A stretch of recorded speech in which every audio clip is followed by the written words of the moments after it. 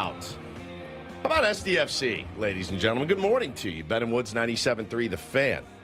Feel like every time I have any doubt about this team, they're like, wham! They just boom. Like, how could you ever doubt us? What a dub last night for San Diego Football Club. Unbelievable game, unbelievable match, incredible. Yes, it started late. My God, it was worth it. And I can promise you this. I don't know what the future holds for me. What I do know, one job I will not be asked to do is soccer strategist.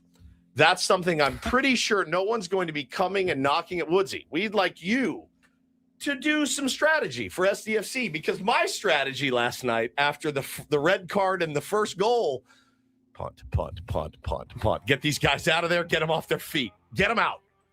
I'm an idiot. I'll wear it. That's fine. I loved that. I loved that game last night. And Toluca was everything that was promised. They were nasty and fast and good. And nasty. And it was so good. So listen, we will get into that at 6:35 today. It's going to be right out of the chute. We will talk about it early. I think SDFC did one of the hardest things in sports yesterday. And I'm not talking about just winning at a disadvantage. We'll talk about it coming up later this hour. We will. We absolutely will. Let's introduce the show. I'm Woodsy.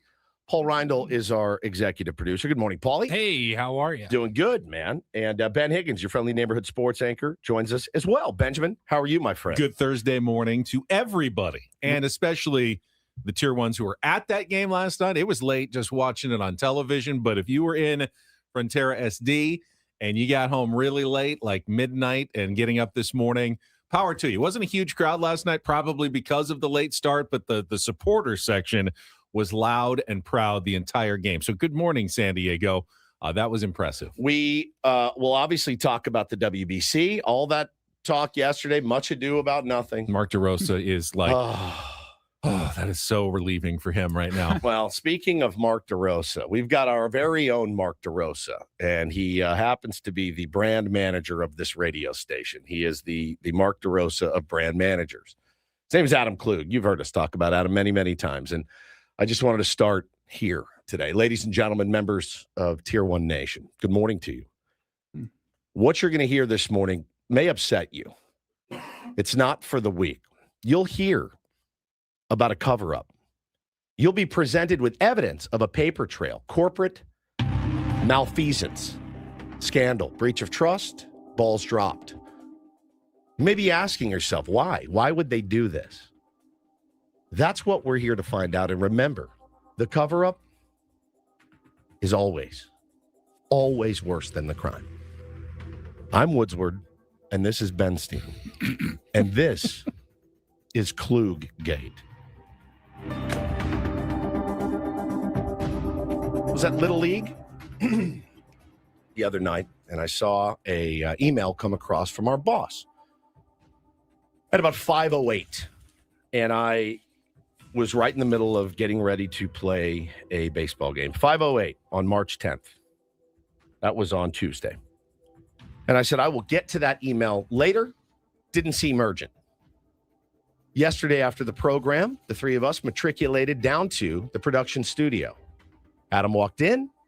He said, hey, did you see the email I sent you? I said, oh, thanks for the reminder. Let me go read that. Email said as follows. Please see below and let me know if you're interested and available. Adam Klug, brand manager, 97.3 The Fan, Padres Radio Network. So I don't think anything about it. So I go down and I read the next email. It's a common occurrence. Right. Yeah, I said, what interested and available for what? Oh, then I see the subject. Possible moderator for Sandlot event. Okay. Sounds interesting. Love the Sandlot. Who doesn't? Kids love it. So I go down. I see an email from one of our sales reps, Kevin. And it's to Adam. It says, hi, Adam. I spoke with the client today, and they're good with Ben moderating the July event. Details are below. Please let me know if Ben is available and what the talent fee would be for his attendance. This was in your email. In my email. I thought, well, that's odd. Now Ben's in the room. Ben said, oh, yes, I did. I was presented with that. I turned it down. I said, oh, okay. So Would you like me to read the email that I received? In a moment. Okay. Yes, actually, read yours. All right. So this was forwarded from Adam Klug. Hi, Ben. San Diego Theaters at Balboa Park reached out to see if you're interested in moderating a Q&A with Ham from The Sandlot prior to a screening of the movie at Comic-Con. Yep. Please see below and let me know if you're interested. Okay. So you then said, I'm not. I said, I am not interested. available that weekend. Right. Sorry, but thank you for asking. So I'm looking at the email chain that Adam, our boss, has forwarded me. And it's weird because my name is in the subject, but then it's Ben that they've said we're good with Ben doing it. So I happen to scroll down and I see the original email that was sent to the radio station from a gentleman named Ivan Valdez. He's the director of marketing and communications for San Diego Theaters. You guys with me so far? Howdy. We just announced a fun film event on Saturday, July 25th at 7 p.m., Comic-Con weekend. The Sandlot screening, hosted by Patrick Renna, Ham Porter from the film. Patrick will do a lively Q&A with the audience after the film screening. We're looking for a local on-air sports talent to moderate the Q&A. That sounds just like what Ben got. And we're thinking Stephen Woods from The Fan would be a great candidate. Ooh, that sounds different than the one that Ben got. Would you be able to put us in contact with him or convey the request? We'd be happy to provide him a 4-pack of tickets to bring his family. Of course, we'd also look to run an ad schedule on the station closer to the event. I'm going to tell you one more time. We're thinking Stephen Woods from The Fan would be a great candidate. So I don't know Ivan. He's don't a fan. know him. I thought I'd be a good fit. That email comes to Adam. We're on the prod studio, and I said, "Hey, what's this? Why is it's still attached? You forwarded this over. I have this now. What happened?" And you could see the color drain from his face. He did the unthinkable. He forwarded the email and included every chain of correspondence, didn't he? Correct. He didn't, like, you can choose what parts Yeah. to include you or have to nothing go at all, in and erase them. delete it manually. Yep. He So left it all in there. I'll run this by you guys again. A potential client wrote the radio station and asked for me to represent them. I never heard about it. I didn't hear about it until Ben had already declined. Now, you may be asking yourself the question that I asked myself. Why was Ben presented this opportunity when they asked for me and I was never presented this opportunity? Right. So I said this to Adam yesterday. Wait, I don't get it. And he said, and he panicked. He's like, I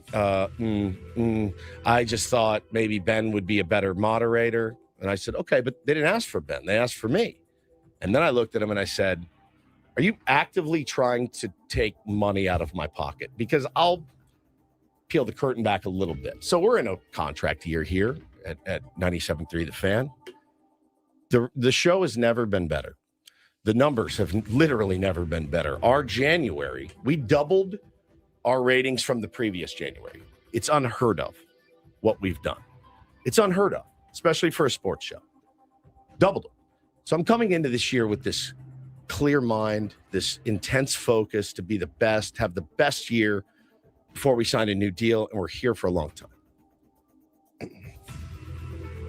It's been one bumbling mistake after the other since January 1, essentially, for me. Now, again, this is only me. Kind of going in reverse a little bit, which is not what you want when you're motivated, focused, and delivering, right? Every time. So I get this and I say, are you trying to take money off of my table now? Because this is weird. I was never presented this opportunity. And you then were, which you declined. Then he came back to me. So he said, yeah, I actually went in and I cut your name out of it. I see that because the email that I was forwarded, I got that same email We're looking for a local on-air sports talent to moderate the Q&A. And then why don't you guys both read that paragraph at the same time, and we'll see how they match up. Okay. Where are you going to start? Start with Patrick. Okay. Ready? Patrick will do a lively Q&A with the audience after the film screening, and we're looking for a local on-air sports talent to moderate the Q&A. And we're thinking Stephen Woods from the Fan would be a great candidate. Okay, I found the mistake. There's what was cut out. How did yours continue? Mine said, we think Stephen Woods from the Fan would be a great candidate. And yours just ended. Mine just has a on-air suspicious talent. blank space in between paragraph A and paragraph C, and it skips over to, would you be able to put us in contact with him? On what was... I, of course, thought him meant you. Me. No, him was me. Him was me. Now, listen, at the end of the day, I don't know what the reasoning was for this. He gave me 7 different excuses. He called me 3 times on the drive home. And he's like, I just thought maybe Ben would be a better moderator. I go, well, they asked for me. Maybe you let me decide that actually Ben is a better moderator. I said, you could have just brought it to us and said, they asked for Woods. Woods, do you want to do it? Yes, no, whatever. You guys hash it out amongst yourself. He took it upon himself to take this opportunity from me and give it to my partner. So you have to understand, I'm not mad at you. You didn't do anything wrong. I am an excellent moderator. You are an excellent moderator. But there's no question. But, and maybe Adam didn't know this, let's estimate how many times each of us has watched The Sandlot in our life. I'm going to go with my over-under is 2.5 times. I've watched it 150 times.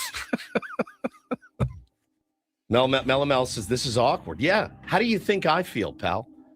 Coming in every morning, bearing my soul, nose to the grindstone, ready to kill, maim for this radio station, as I have every day for 8 years. That's not going to change.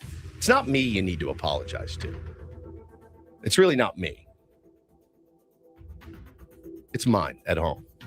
Hey, Adam, why are you taking food off our table? That's my 5-year-old, Taylor, who's really upset. Paulie, if you would play it again. Heart. Hey, Adam, why are you taking food off our table? Sounds so sad. It's a great question, man. And then, of course. Hi, babe. It's me. I am at the grocery store. I just wanted to check in with you regarding budget, in light of the Adam situation. I've already put some non-essentials back, but I just want to be aware of not overspending and conscientious because I walked here to save money on gas. Smart. So I need to be able to carry everything 2 miles uphill home. Right. So call me back when you get this. Love you. Please tell me you Love don't. you too. You don't have to buy the generic cereals now, like the Fruit O's instead of the Fruit Loops. You should see the Dr. Slice and cans in Bo our. loves Mountain Dew, but Not he doesn't anymore. love Mountain Breeze. He hates Mountain Breeze. Hates it. Oh, Paulie, he hates it. Yeah. Thanks, Dad, for the Dr. Slice. Don't thank me. Thank Adam. Okay? Hey, Adam, why are you taking food off our table? I wish I knew, buddy. I'm sorry, man.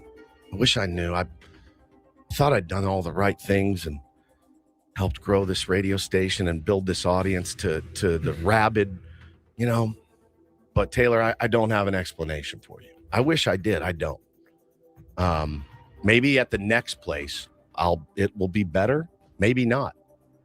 Now, listen, this puts us as a show in an awkward position, right? So now there's division. You may not agree that it's a big deal. I don't know. I don't know what your feelings are on it. But for me, listen, take it a little personally, for sure, because I should. What do you think? What do you think Adam was hoping would happen? Like, how is he going to get away? Anytime there's a giant scandal, cover up, there's always an origin point where you somebody think, benefits from where you it. think this is going to go smoothly. I'm just going to do this, and it's all going to work out. What was the end game strategy here? I want to thank our tier ones for putting together a food chain for me and my family. Thank you. Everyone is working on casseroles and stuff. I can't tell you how much I appreciate it. It touches my heart and my soul deeply. What was he looking for? He wanted to send that to you and you say, I'm in. And then it's over. He would have never told you that it was originally for me, right? Never would have told you. It was originally had been accepted, if you were available and were like, yeah, I'll do it, you would have never known. Mm-mm. It wouldn't have gotten past there. No. And Adam would have. You just would have gone away. You would have never heard about it, and you would have never known that he was originally asked. I laid in bed at night. What if I show up that day and they're like, Ben, we're so glad you're here. We're so sorry that Steven couldn't do it, but we're just glad that you made it. And I'd be going, wait, what do you mean that Steven couldn't do it? When was he asked? I mean, there was always the possibility of this blowing up in Adam's face, right? I think the risk reward there is what I've been trying to figure out on his part. Like, all he really had to do was just ask me if I was interested, right? But, like I said, it's put us in a weird spot. I feel weird. First quarter is almost over. Like I said, we've had great numbers and we're doing our part. That gives us 3 more quarters to go here on the radio station. Mm-hmm. I love you guys, like brothers, both of you. We love you. I don't want to leave you high and dry if something should happen to me. So I actually have a list of potential candidates to replace me if I do end up going. Oh, I don't like that. So I thought we were the Three Musketeers. Well, Paulie, I did too. All for one for all. So I got a couple ideas. You can poo-poo them or whatever. Dan Cilio is out there. He's still in town, but familiar with the building. Probably he's gonna want that chair back. But you slide here, good. I'm comfortable with this chair. All right, but okay. I would pass on that. Okay, I got Lee Haxel Hamilton. Bet You got a problem. created this. The literal, like, you get the architect of sports radio. Probably also going to want that chair. Maybe not. That's an option. 3, Jake Garignani. Interesting. Got some edge to him. A little bit. Loves music. Kind of slide, different type of music, but still loves. You could do Take on Jake. I don't think you'd He's miss like a younger beat. Woods. He's like a younger, it's like a much younger Woods. Better looking. Yeah, better looking. Yeah. He's got a little, like I said, he's got a little edge to him. Loves, loves baseball, loves sport. Like, I don't think you'd really be missing a beat. So just 3 names I thought that you guys could kick around if something, didn't work out the way it was supposed to. Mm-hmm. So now Angelo makes a really good question in the chat. He said, how many times has Adam done this without getting caught? This is just the first one that we know about. Dude, that is something I had not even considered. Were you asked to host the Padres roundtable first, and then no, I only got it when you turned it down? How much money has been taken off my table over the years? Now I'm not. Hey, Adam. Yeah. Why are you taking food off our table? That's such a good question, man. How many times has he gotten away with this? Well, why would you try to cover it up? And if you did cover it up, this is worse than Watergate, because I think they at least tried to hide some of the evidence. Didn't they at least try to hide some? The burglars and everything. Yeah. It took months and months of Woodward and Bernstein investigating before they tore the cover off that story. He didn't even try. He just forwarded it over where they asked for me. He deleted a paragraph in the email to me. He did. And then after that, it became a little too much to follow through with the cover-up. But you know what? Everyone gets one mistake. Right. I'm not here to relitigate all of Adam's been pretty buttoned up the rest of the time that we've been here. Right. I really can't think of any instances. Right. Is it extra sweet because this is against the Dodgers? Right. Which he's stepped on it accidentally. Possibly. The Padres have slayed the dragon again. Maybe 1 or 2 times. That's a good point here. My cat loves baseball. Taylor doesn't eat anyway, right? He doesn't eat a lot anyway. You've taken the last remaining food off of his table. So you've been saying you want to drop a few more pounds as you're getting in shape. This is a great way to do it. Great way to do it. Kind of forces your hand a little bit, doesn't it? So I laid in bed last night, and I wrapped this around my head. I read all the emails. He's thinking of you. Look, this is a way I can help Woods with his fitness goals by starving him. I go, why? What was the purpose of this? It didn't have to be this way. Him back at his desk crafting it like a little weasel and cutting my name out of it and then sending it to Ben and like manipulating it is so gross to me. I doubt it's crazy. It's crazy. I doubt he's getting some sort of, $50,000 kickback or payday out like, of this. That I could understand. I don't agree with it, but I'm like, hey man, sorry, like I got 50 grand out of this. Like, all right, fine. I don't. I mean, the easy way understand it. He literally with one click could have forwarded the email and been done with it. Are you interested in this? His job would have been successfully accolished. That's it. And yet, that's all you have to do is just facilitate it. Just facilitate it to me. Make it happen. Wedge himself in. Yes, you made it. Process. Mark DeRosa, you made it about you, man. The story should never be about you. Never. Now, the funny thing is he said yesterday, well, are you interested in doing it? And I said, of course I am. Of course I am. Would love to. So I told him I would do it. Now, whether I'm working here July 25th remains to be seen after today. But I was just going to say, I'm thrown for a bit of a loop because like we're laughing, we're having some fun, and it's also I'm insane. getting a sense of tongue in cheek here, but I'm also getting a sense of you're legitimately hurt. And I'm curious, somewhat insane behavior by Adam. It's literally and I defend Adam a lot, but this is kind of insane behavior by Adam. When you have the emails printed in front of you and you look at them, you're like, this is jarring. They literally go, we want him. And no, you're not getting him. You're getting the other one. Oh, the other one doesn't want you? Fine, I'll go back to your original idea. Could have been protecting you, perhaps. From what? Maybe it's going to be an more unpleasant money. experience. Oh, he's going to make so much. He has so much money now. Like those appearances, endorsements, things like that. That's your car payment. That's your grocery bill, right? I mean, and when I mentioned this last night, both of my kids go, "Damn, I'm from San." Like they would be there with bells on. So he's great. That's like all he does right now. He does a lot of these conventions and stuff, and he just goes around and he's Ham from the Sandlot, and he's fine with that. It's dirty, and everyone loves it. It's dirty. It's tough, man. Is that you asked the question before the show? Is this going to be hard for me to come back from? Yes. Should listeners? I think you gave us a list of replacements, right? Should they vote on who they want? No. I mean, but should they be nervous at all? Oh, yeah. 100%. Really? Yeah. 100%. Nervous? Yeah.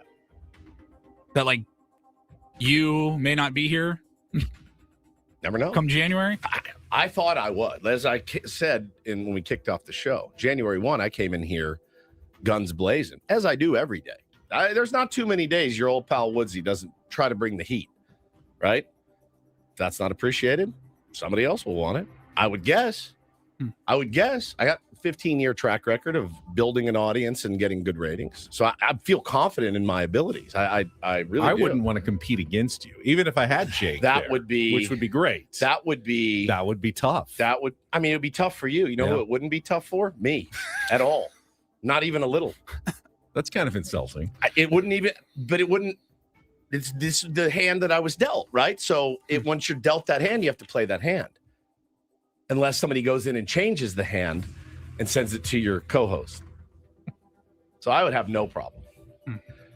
Rafa says this bit is going too far. I wish it was a bit. I wish it was. I just got a text. Yeah. Clever bit.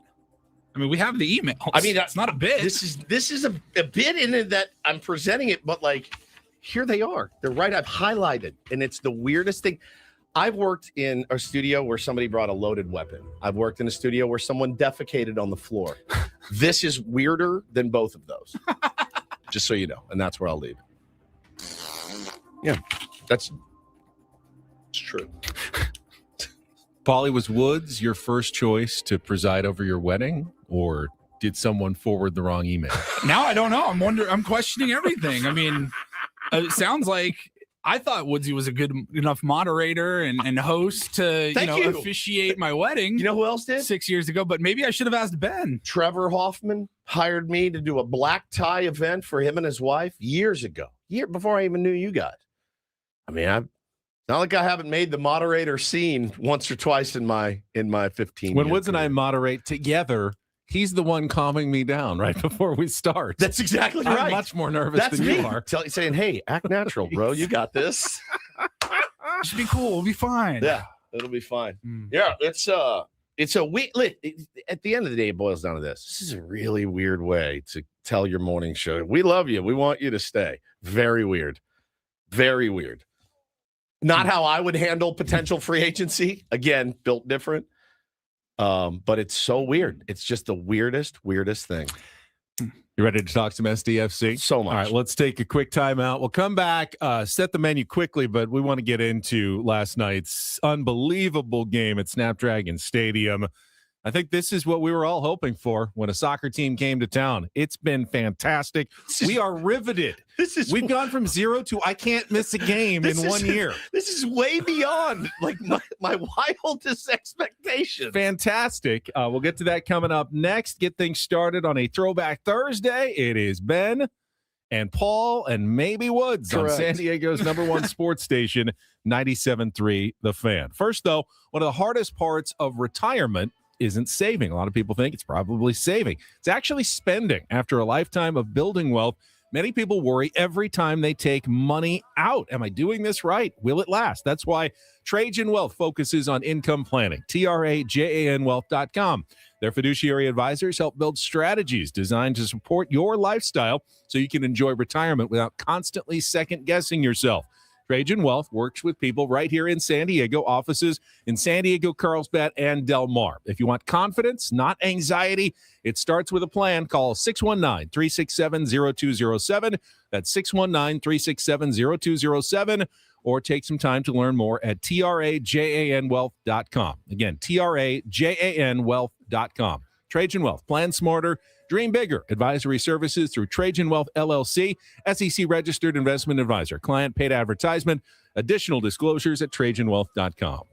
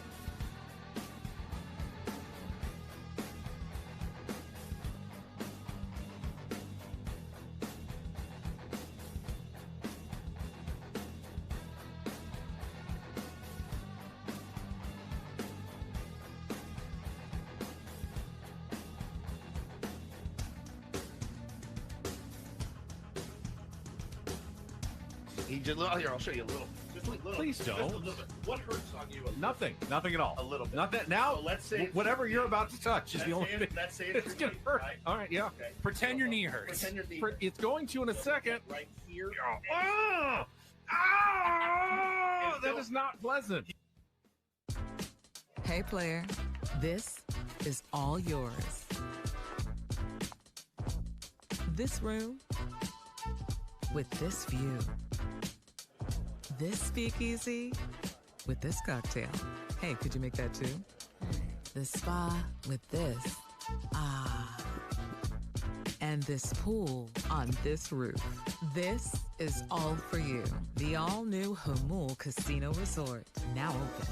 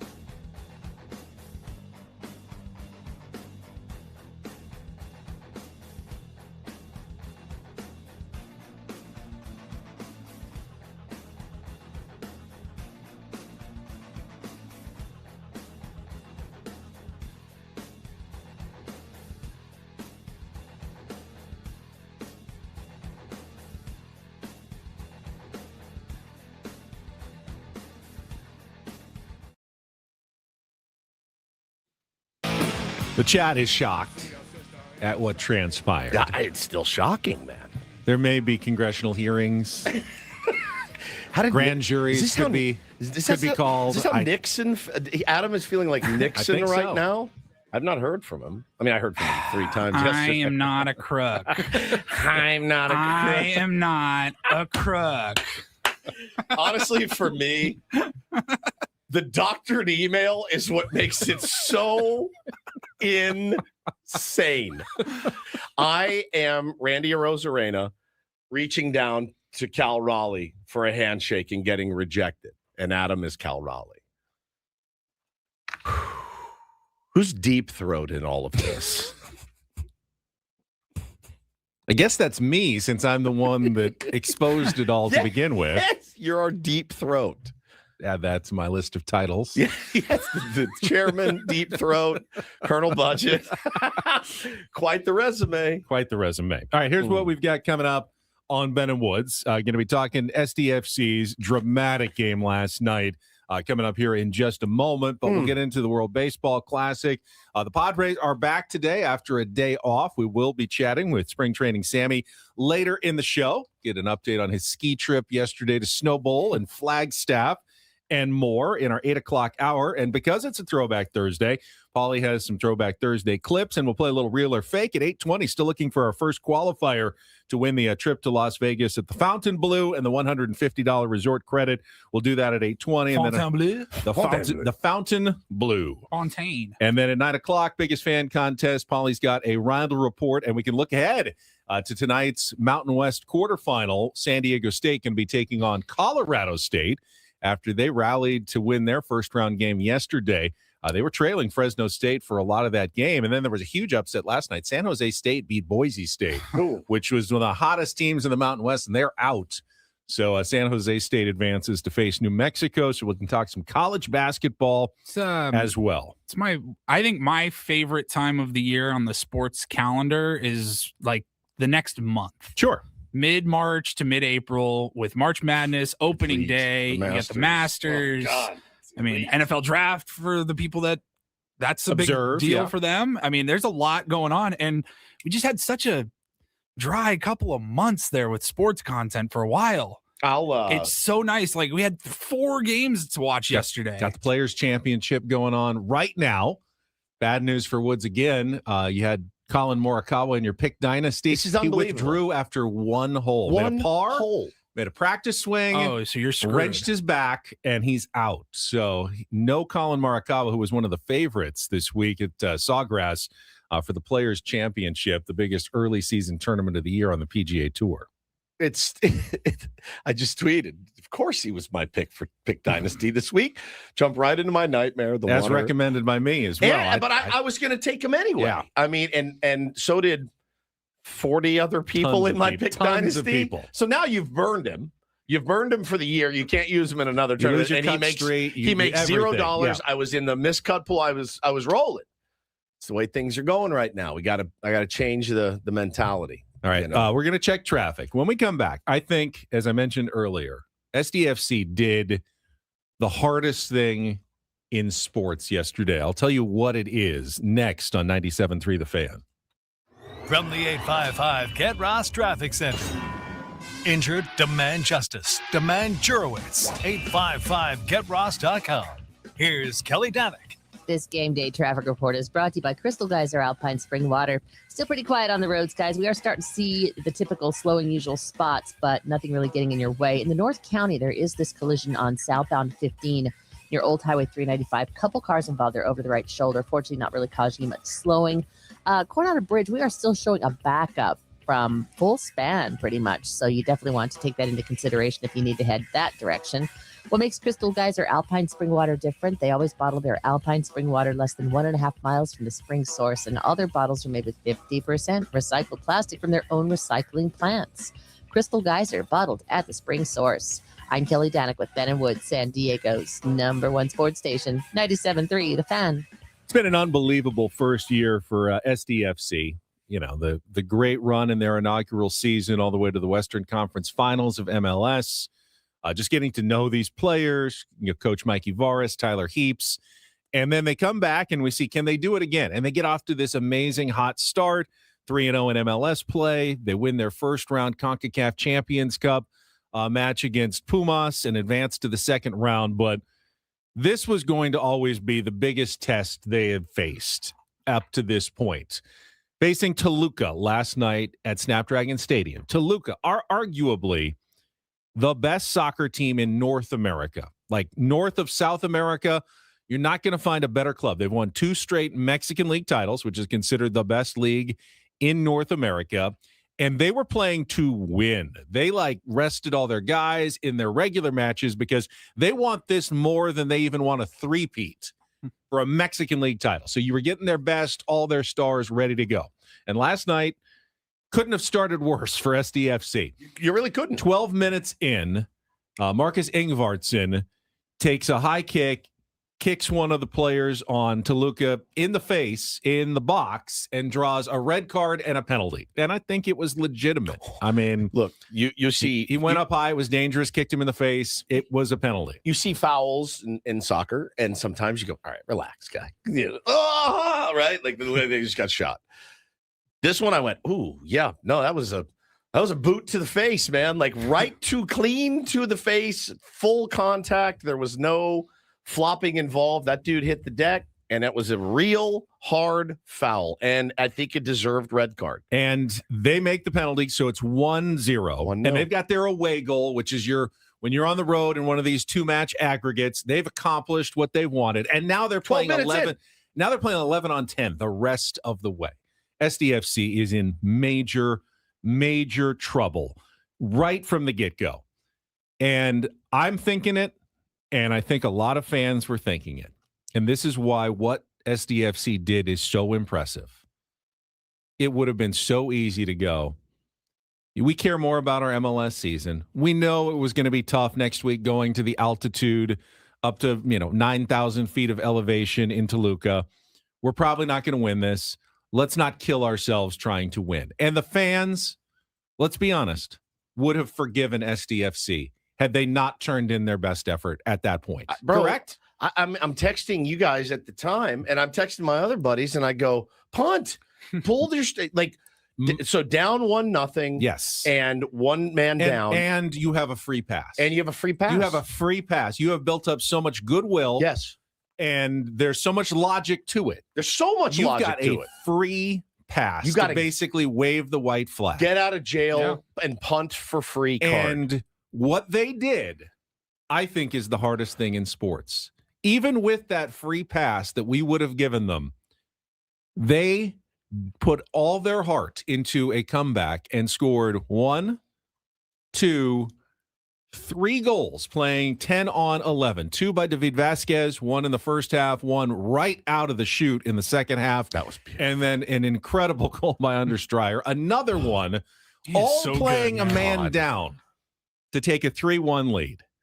And then things got really exciting at the end as SDFC took a second red card in the 88th minute. This one on a handball by Manudua right in front of the net that stopped a goal. It was a legit call as well. He absolutely stopped what would have been a goal. Another penalty kick. Now it's 3-2, but now you're playing 9 on 11 for the last 2 minutes and then 8 minutes of stoppage time. So 10 minutes you have to survive, 9 on 11 to maintain that lead. Jeez. And SDFC was able to do it to pull out the 3-2 win over a very quality opponent that came in very much wanting to win this match. I got Lou Holtz to death by every soccer fan that I know. Like, bro, wait till you see these guys. Like, these guys are unbelievable. They came in, and I think they were as advertised, right? They play really hard. They play really fast. They play very chippy. They do not. There is no uncertainty in Toluca at all. And you saw some with SDFC early, looked overmatched. On their heels. Yeah, they didn't control possession like they usually do. And I thought, this is going to be a bloodbath. Why would you leave those guys in? And again, you get out of you can punt free card tonight, Mikey. No one's going to hold it against you at all. But I think Mikey would have held it against himself.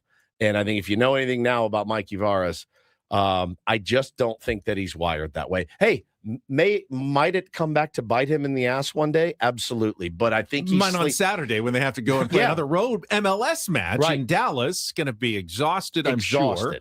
But I also they're going to think, okay, we can go back to playing our style. Yeah. We're not playing their Toluca. Yeah. We're not going to be having it taken to us. I don't know. Maybe this is a good thing.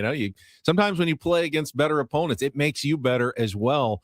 And when you win and get that confidence, it's incredible. Again, I said in the open, no one's going to ask me to strategize soccer because I really thought then the prudent thing to do would be to get some of those regulars off their feet ASAP, knowing that you got a game Saturday, knowing you got to play these guys again at altitude. Hey, man, down 1-0, you're shorthanded. it's a no-brainer. What are we even doing? And I'm telling you, man, they looked unbelievable last night, and a lot of heart. That is quintessential sports. That effort, what you saw last night, man down, 2 men down against Goliath. Mm-hmm. This is like the Dodgers coming to town to play the Tier 1 baseball team, and the Tier 1 baseball team like, 2 guys didn't show today; they were hungover, so we're gonna play with 1 outfielder.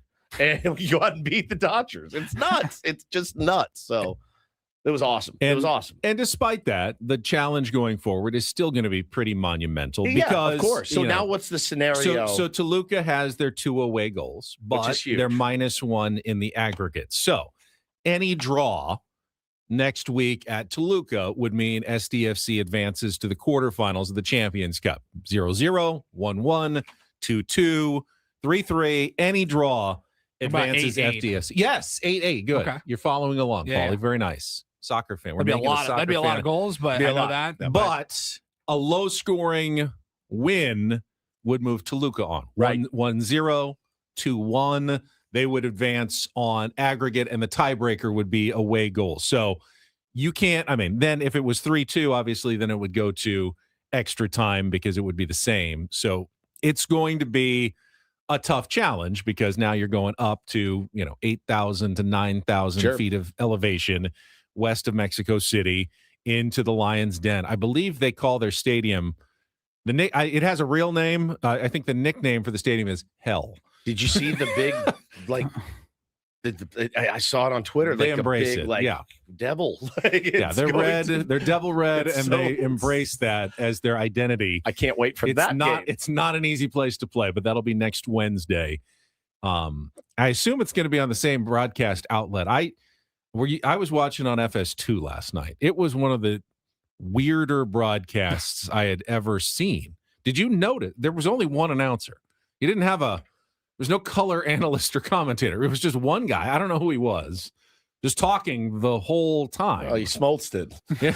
Well, he didn't have anything else John to do. Smoltz? Didn't have anything else to do. The reason I say that is on my feed, halftime was a complete mess. There was no audio. They'd come back from a commercial. They'd show some highlights with 0 audio, and then they'd go back to a commercial. And then it was a commercial, and it came back, and SDFC was already celebrating the goal that David Vasquez goes. My son goes, "We're up 2-1." I go, halftime isn't even over yet. He goes, yes, apparently it is yes, because they're celebrating, and then they showed the replay, and they got the audio back. But some people said they had it, fine. I don't know if it was just my feed. I think it was weird. Was fine. I do remember he kept mispronouncing someone's name. Well, he kept calling him Dreer. That's right. Dreer. Anders Dreer. Now, I couldn't hear a lot because I had the noise machine on in our room because Hannah was asleep. Or Dreyer. I don't know. Dreyer. Yeah, Dreyer.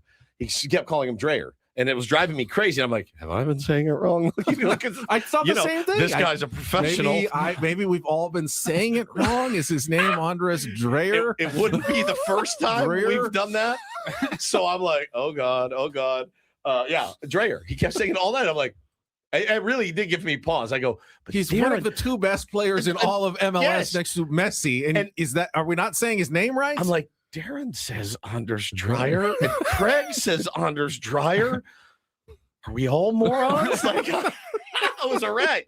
But I had the noise machine on. So the opportunity they had, I didn't realize it was offsides because I couldn't hear the thing. I'm like, oh, brutal. I text Ben. He's like, flag is up. That flag is up. They're offsides. I'm like, I missed it. It was great. It was great. Congratulations to those guys. They continue to inspire. They continue to define what sports are. That's what it's all about. Overcoming the odds, all of it. It's why we love sports. I think we forget that a lot. We've made it very transactional and impersonal. And it's such a personal thing. And I think that's why I love sports the most, is for stories like that. Now, no team is going to be Cinderella every single game, right? But I think now with every one of these wins, Ben, it's just more stripes that they've earned to be feared and respected, as a real juggernaut. And they're doing it their way. They're doing it without Chucky Lozano. Yes. Didn't find a place for him. a lot of teams would have said, fine, just play, put him back on the team. We're paying you. Yeah, we're paying you. You're going to get out there. We know you're good, but they're going to do it their way. I wonder if Tyler Heaps got an email from another team and then he cut the name out and then sent it to that, because that would be interesting if that happened. I'm sure Tyler would never do anything like that. Right. So anyway, I guess I'm Chucky in this situation. If they somehow can pull out a draw or better next week at Toluca and advance, they could be a threat to win the whole thing, right? Which would be, the first silverware for SDFC in team history. Again, it's not going to be easy. I think they're going to be underdogs to advance, even though they have the advantage. My guess is the odds makers will still make Toluca the favorite to advance and find a way to win a low-scoring game or get 2 goals and beat SDFC at home, because it's so hard to win on the road, especially there. But the only 2 goals for Toluca were PKs, right? Yeah, they did not score a goal in the run of play. It's ran free, man. They should have had that one on the handball that was going in, but they did not score one. Right. And Duran Free was again in net. He's unreal. I was thinking it might be Cisniega, but no, still Free again. All the teens, David Vasquez, they're all teenagers. Crazy. It's amazing. All right, we'll come back. The Ben IT. We have the 4 qualifiers. We'll tell you who they are coming up next on The Fan.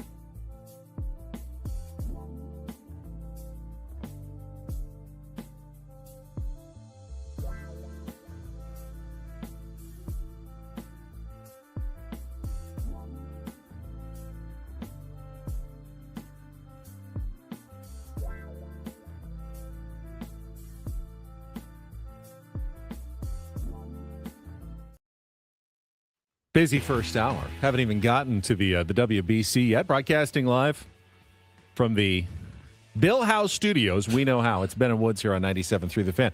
Sorry, did I say that World Baseball WBC? Yes, you said I it right. that correctly. Yeah. Just for some reason, it didn't sound right coming out of my mouth, but it was. Yeah. And he had more drama last night. Obviously, Team USA needed help to get into the quarterfinals. They needed an Italy win or a high-scoring Mexico win. They got the Italy win. Yeah. Italy dominated. Italy has been, along with the Dominican Republic, the two stories of the tournament so far. And they could potentially be on a collision course to meet in the championship game, which I think would be fantastic. Now, Italy will have to go through Japan potentially in the semifinals, which is always good. And the Dominican Republic would have to go through Team USA likely in the semifinals if there's no upsets in the quarterfinals. At the start of the tournament, I think I would have said Team USA is the favorite. Yeah. More pitching. Yes, the DR has a great lineup, but, the U.S. lineup ain't chopped liver either. Yep. I think I've changed my tune. After watching them play in pool play, the DR is so locked in right now. Fernando Tatis Jr. Unreal. I think had over a 1,400 OPS in pool play. Higher. Even higher than that. I thought it was 1,600. 16. So, I mean, something insane. It had another electric 3-run home run yesterday against Venezuela with a bat flip that everyone just loved. That wasn't even it. That was the one from earlier. That was the old one. Had another one that was even more, I think, dramatic and fun. It was a 1-run game. The bat flip was insane. Yeah, he just hit it and flipped it, and he knew it was gone. I don't even know how you do that. Like, what's that motion that he does that makes it so cool looking? Just impossibly cool team. They are an impossibly cool lineup. Yeah, the DR looks so good, top to bottom. Will their pitching last? I don't know if you can outslug everybody, because what's left for the U.S. I think they did say if it does line up, because the U.S. got to get through Canada first. Now it's single elim, right? It worked out really well for Team USA. It really did. Second in their pool as they ended up drawing Canada. Not a bad team. Canada beat Cuba yesterday 7-2 to advance to as the winner, because they got the tiebreaker over Puerto Rico. So the second place finisher USA takes on the first place finisher Canada. Right. Canada's actually the better seed going into this, but US will obviously be the favorites in that quarterfinal matchup on Friday. That's Friday at 5:00 in Houston. And then the other Friday quarterfinal will be Korea against the Dominican Republic in Miami. And then the winners of those games advance to the semifinals on Sunday in Miami. On Saturday, it'll be Puerto Rico versus Italy at noon in Houston, and Venezuela against Japan at 6 p.m. in Miami, and those two winners advance to Monday's semifinal within the championships next week. Yeah, Vinny Pasquantino, first time he has ever hit 3 home runs in a game at any level. He goes, that was pretty cool. I liked doing that. What a stud. What a stud he is. Those guys, again, you see the power of. What did he say after the game? You're welcome, yeah, USA. You're welcome, USA. It's so funny. It's so funny. I loved it. I love all the enthusiasm, the emotion from these guys. I don't know that you'll ever find a team that has more fun playing baseball together than the Dominican Republic team. They have a chance to be really special. And I know the U.S. is much maligned right now with people talking about the drama that's gone on, the absolute kluging that went on from the manager, Mark DeRosa. Yeah, I mean, but all those storylines are for naught now, right? It just really doesn't matter at this point. It's a single elimination tournament, nothing that happened before. The tweets yesterday of, oh, this is wild. I just got a call. Mark DeRosa is in full uniform thinking that they played a night. I mean, I was dying. Like, it was definitely a huge oversight on his part, but now it's all forgotten. You go out and you win one game at a time. Manny went 0 for 5 yesterday. Yeah. He still ended up with a 988 OPS in pool play, but made a couple more spectacular defensive plays. His glove has been just buttery soft, and his arm has been incredibly smooth through the first 4 games of the World Baseball Classic, and he's the captain of that team. And you see the vibes on that team, and anyone who would question whether Manny Machado has what it takes to, lead a group of superstar talents, look at what he's doing right now. Now we'll see if they can get all the way through.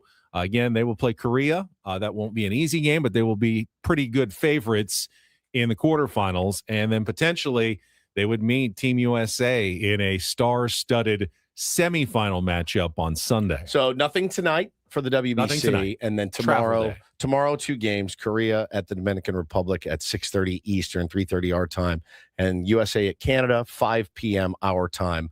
That game's on Fox, live from Houston. So they did say if they get past Canada and they end up meeting the DR, it will be Paul Skeens against the Dominican Republic, which is just the greatest theater. I mean, it's the best theater that you can ask for. I mean, we've had so many. The World Baseball Classic, one thing that it has done, I don't know if it determines the best baseball playing country in the world, but it certainly provides theatrical moments. Adam Jones's catch, Trout versus Ohtani at the plate, and now potentially Skeens versus that Dominican lineup, Vinny Pasquantino 3 home run games, the espresso celebrations. There is moment after moment showing that this event, however much you feel like, is it real baseball? Can you play a short tournament like this? It's entertainment. It's great theater. And, I'm enjoying it thoroughly. Commendatory with a good point here. He says, now what about Albert Pujols leading a Major League Baseball team? We had this discussion yesterday in the production studio after Cluggate broke. And we did talk about the fact that Albert Pujols did interview here for 9 hours, was the story that we all heard. And I heard that it was absolutely true. 9-hour interview for Albert Pujols. Now, and it went well.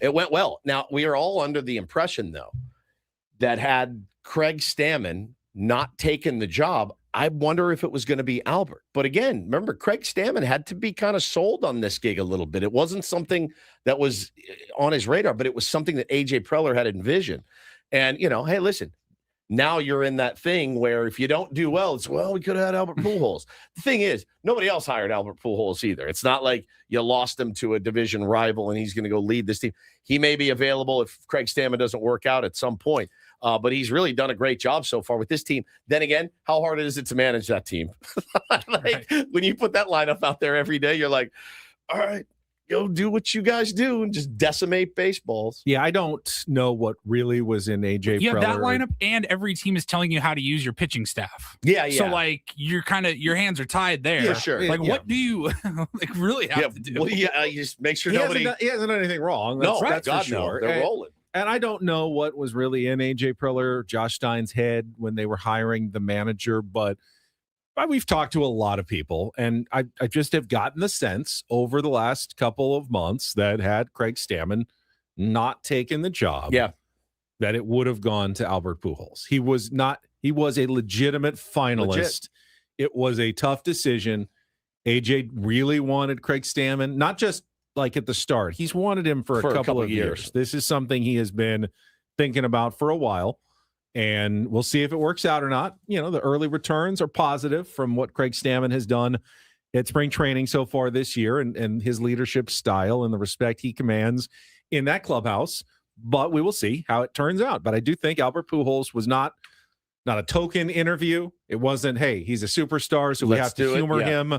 I think he was the other top candidate to get the Padres job, and it would have gone to him had Craig Stammen not taken it. Yeah, for sure. But that's an opinion. See the breaking news in baseball. Welcome to MLB Network, The Real Haas 35. Eric Hosmer will be he was hired as an on-air analyst for MLB Network. I wonder if that means that the podcast is going away, or will he do both? I haven't seen any podcast clips in a while from Haas. What was his base on balls? Ball 4. What was it called? I don't.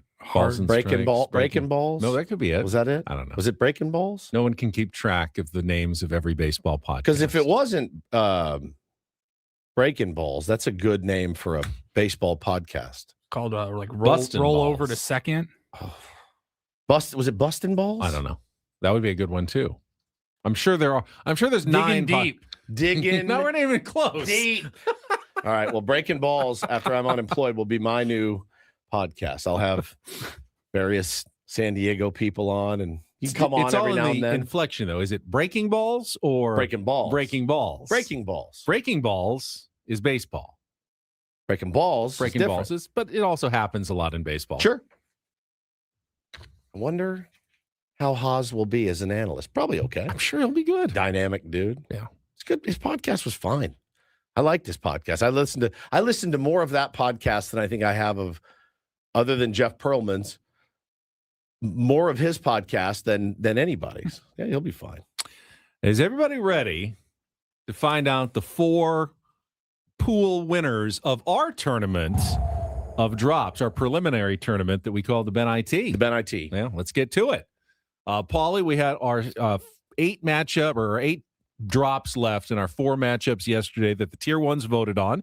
Our favorite funny sound bites that you've collected from me over the course of the year, with the 4 winners advancing into the field of our final tournament of drops, which will begin, we just finalized on March 23rd, Monday, March 23rd. The week before, leading up to opening day, we'll do our tournament of drops and eventually crown our champion on opening day from Baja Ricks. Nice. So we'll start the 7th, and it's crazy, we've done 7 of them. 7th annual tournament of drops will be right after the first full weekend of the NCAA tournament. Correct. Between the second round and the Sweet 16. Okay. The Monday, Tuesday, Wednesday will be the voting days. And then Thursday, when we're live at Baja Ricks for opening day, we will crown the champion in front of all the tier 1s. Nice. For the 7th annual tournament of drops. But you got to get into the field if you want to win. Yeah. And there were 16 Ben drops that were trying to play their way into the field. Only 4 slots automatic into the field. There may be some at-large bids that could still be given out depending on where everyone else is seated. But let's get to the final matchups and who won and advanced into the field for the tournament of drops. Paulie? Yeah, yesterday we had our Elite 8. We'll start. We had a few 1 versus 2 high seed matchups. We'll start with our first region here. We had the number 1 seed. Panties. I mean, all-timer. And that was going up against the number 2 seed. I don't have a sister. All-timer. 2 all-timers. 2 all-timers. One has to win. Right. And with 56.1% of the vote, a little bit of an upset. The 2 seed is moving on. I don't have a sister. It's an all-time Ben moment. I think the endorsement of my sister that you have. That I do have has helped along. I don't have a sister. I don't have a sister. Success here in March. Did you ever see a guy, sneaking in to like make out with your sister? Well, no, because I don't have a sister. I think we're going to need more information. Now, yeah, you catch a guy in the house with your sister. Have you ever done that? Has that ever happened? It has never happened. I don't have a sister. Well, I do have a sister. Whoa. Whoa. It's the robot. The robot. The robot doesn't know feelings or family members. No siblings. I stand alone. There's a lot to unpack there. Is there like a deep-seated there's a first child syndrome for sure. My son's got it. There's an age gap. Yep. There's a few things in there. Yeah. But I love my sister. Clearly. Yes. Clearly. I don't always remember her, but I love her. Clearly. I'm kind of sad that the number 1 seed's gone. Panties. I mean, how could you not be? It's a strong at-large. Is that going to get an automatic or the at-large bid? Maybe. When the final seedings come around. I mean, we may have to have a play-in tournament that Friday if we're like, we're down to a couple of, the first 4 or something in case we've got an extra drop or 2. Maybe we can do a in-show play-in tournament poll like during in the YouTube chat throughout the duration. Yeah, Paulie and I'll go through all the list of what he's got next week. But we had another 1 versus 2 matchup. We had the 1 seed, Loose Cannabis, brilliant, going up against the 2 seed, Gobbler's Knob. I hope Gobbler's Knob won. It did. Yeah, with 53.3% of the vote. Gobbler's Knob. Loose Cannabis feels like a blue blood, like North Carolina. It does. Yeah. They lose. Loose Cannabis. In the tournament. They lose. That's the thing. They lose. Anyone can lose on any given day. You can be a winner or a loser.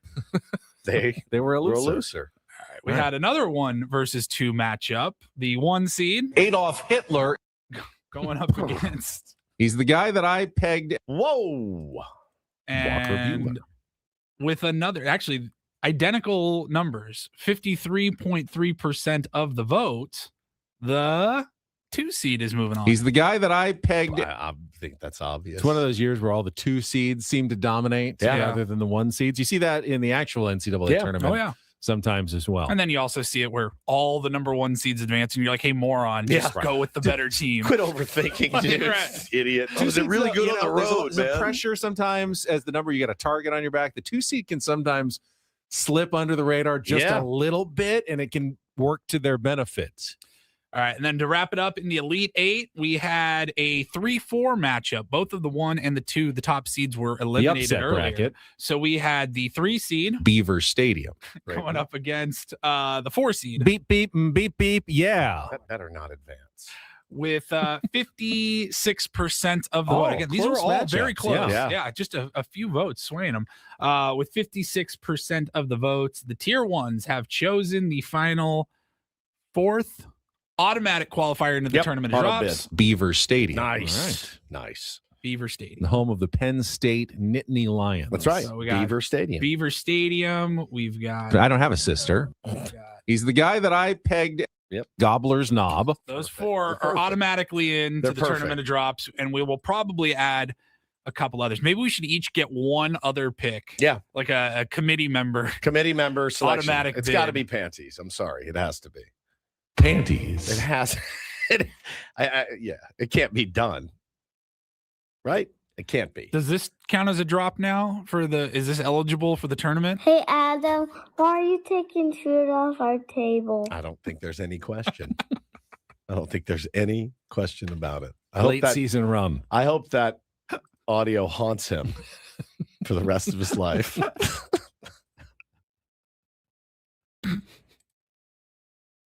Yeah, that's it.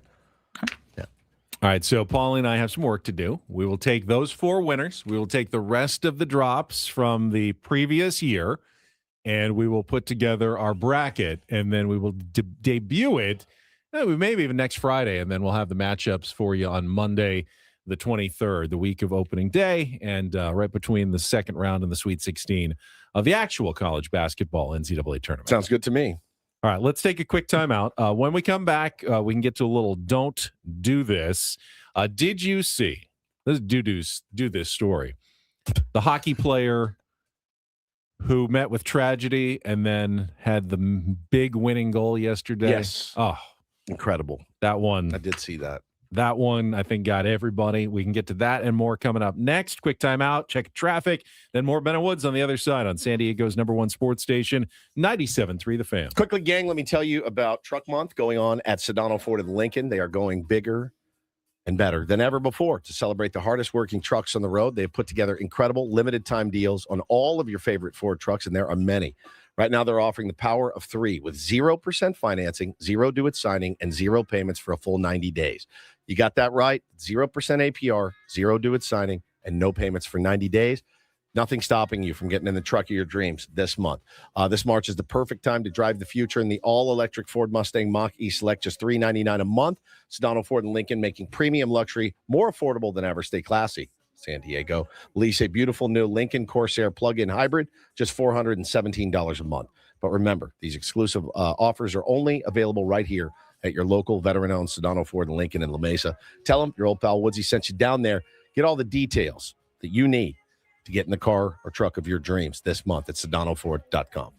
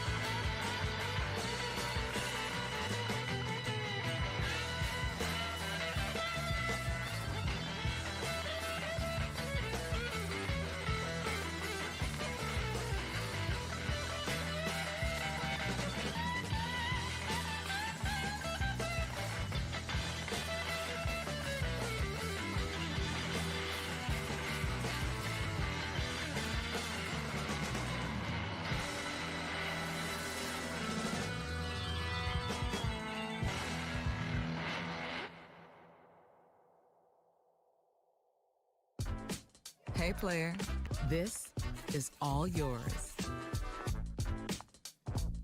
This room with this view. This speakeasy with this cocktail. Hey, could you make that too? The spa with this. Ah. And this pool on this roof. This is all for you. The all-new Hamul Casino Resort, now open.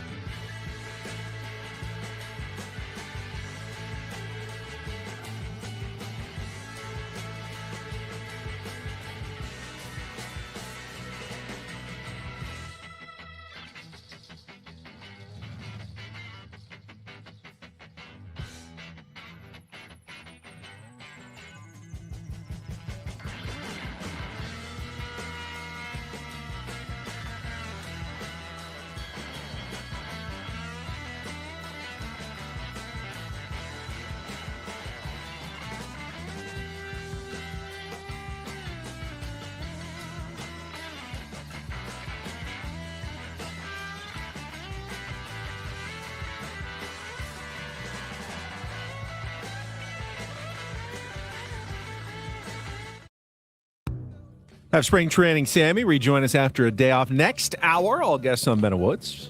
Here on the SDCCU fan hotline. It's not Big Bang Banking, it is better. But right now, it is time for Don't Do This. 2 stories that make you shake your head. Let's start and tell you it's brought to you by Dixieline Lumber and Home Centers, helping San Diego homeowners and contractors fix it, build it, and enjoy it. All right, let's hopefully close the book on this Cal Raleigh, Randy Arozarena beef. How could you? Because they got to play 162 together. They're trying to put it, Cal Raleigh's trying to put it behind him. He came out yesterday and had some quotes. He said, I love Randy. I do. I hate that this is a thing. There's no beef. When we get back to Seattle, he's my brother. We're family. I already reached out to him, so it's just a competitive environment, and I know he would want the same from me when we're on the team in playoff baseball. I just have a responsibility for my teammates here right now in my country, and emotions are running high. What responsibility, Woods, does Cal Raleigh have to not fist bump Randy Arozarena? Is that true? Does he have a responsibility to his teammates? I don't think so. I don't think you'd be looked at poorly if you did. Well, Mark DeRosa said that Raleigh thought he would offend his U.S. teammates if he acknowledged Randy Arozarena. And then he was worried about looking bad in front of the guys if he said hi to Randy Arozarena. Is this a Team USA thing? Because Will Smith was on Team USA when this happened with a Randy Arozarena, by the way. Yeah, this is the same. It's the exact same thing. That every other country has no problem with it. You saw Fernando and Contreras. They hugged yesterday. Hugging. I mean, it's such a weird thing, man. It's just again, I just don't see it as taking away from the competition or the spirit of the competition if you give somebody a handshake. Because again, repeat the point you made on Twitter. Oh, yeah, I tweeted last night. I find that I said I love how prize fighters can touch gloves before beating the F out of each other. But these corny white catchers soil themselves about dapping up an opponent before playing a baseball game. You're not going to war. You're not. And the war metaphors and all that, insane timing, guys. It's insane behavior. In basketball, when players go out for the tip, opponents will occasionally. Yes. I dap up every guy on the other side. Everybody does. It's just not. It's not. It's You're not on the weird battlefield. behavior. It's not weird behavior.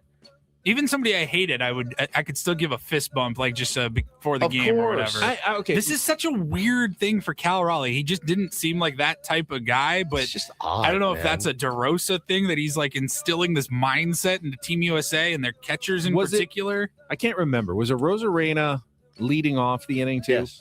Leading off the game. That to me, it was right at the beginning. That's fine. If it's in the middle of an inning and the catcher's kind of looking out and like, all right, we got runners on second and third, and hey, he's calling out and stuff. It's like if he ignores the batter, that's fine. But to lead off the game, one dap up, I can't understand why he can't acknowledge it. Yeah, listen, there's eyewash that I love, and that's just eyewash that I don't. I think it's unnecessary eyewash. It's very weird. I'm a big fan of eyewash, as you guys know. You better show me in the offseason you're hitting baseballs if you're a player. It's been a weird theme to the morning where you got two guys. Yeah. That are on the same team or company. Yeah. And one guy just completely doing something that was unnecessary. It didn't need to happen. It did not need to be done. It's just completely and totally unnecessary. And it puts the other on the person defensive of the team in a very awkward position. Hurt even, right? Doesn't give any competitive advantage to none whatsoever. Cal Raleigh did not. It's just an odd bit of like, oh, hey man, like Cal Raleigh hit like 60 homers last year. I think his teammates are glad to have him there, right? Like he's a good catcher and he hits 60 bombs and he's a valuable piece of Team USA. You think Bryce Harper's gonna be like, bro, did you just dap up your teammate that you spend 8 months a year? That's unacceptable on this team.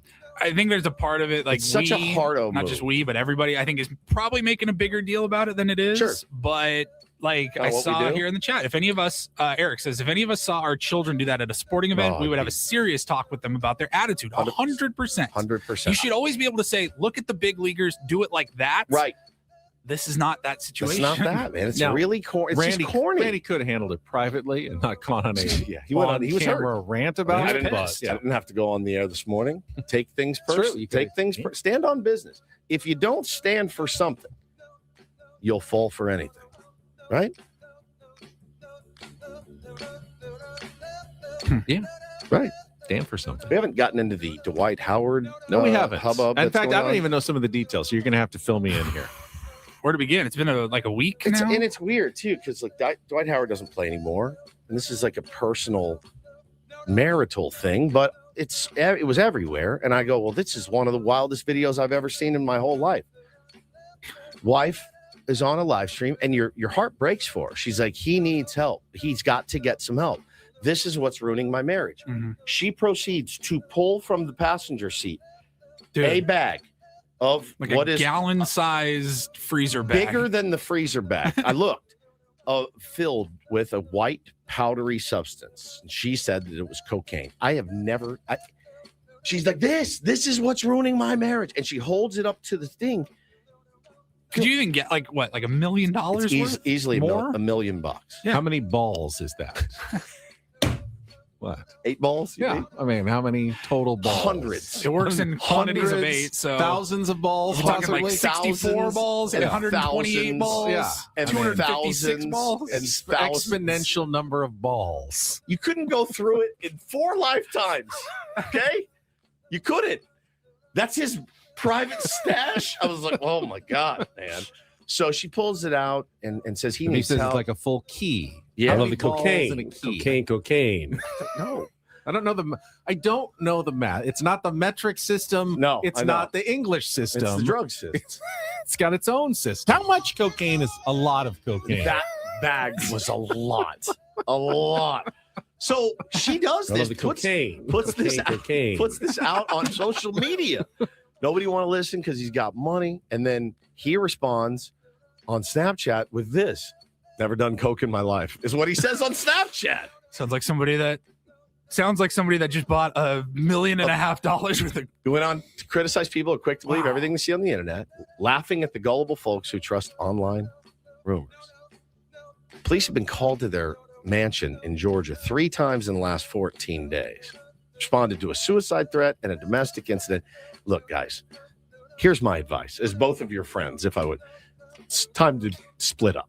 Let's say that this didn't work out. Let's part amicably and let's move on and let's keep this out of the public. I mean, to be fair, there's a lot of very cheap things that look like cocaine from a distance. Could have been flour, could have been anything. But when she pulled that powder, thing out, powdered sugar, there's a lot of things that look like it. David in the chat says the key is 2.2 pounds. That's very specific. And an 8 ball is 3.5 grams. Wow, all right. 4 if your guy is chill.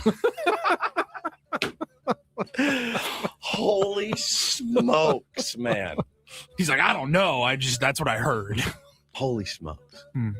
He just comes and he's like, I've never done coke in my life. Her evidence would say way different. But, it's weird stuff happens. I've never smoked marijuana in my life. Never. If you had a big garbage bag that you drove around with, though, I'd be concerned, Paulie. A giant, big, fat guy. I'd be like, no, I've never done that. I'd be like, come on, man.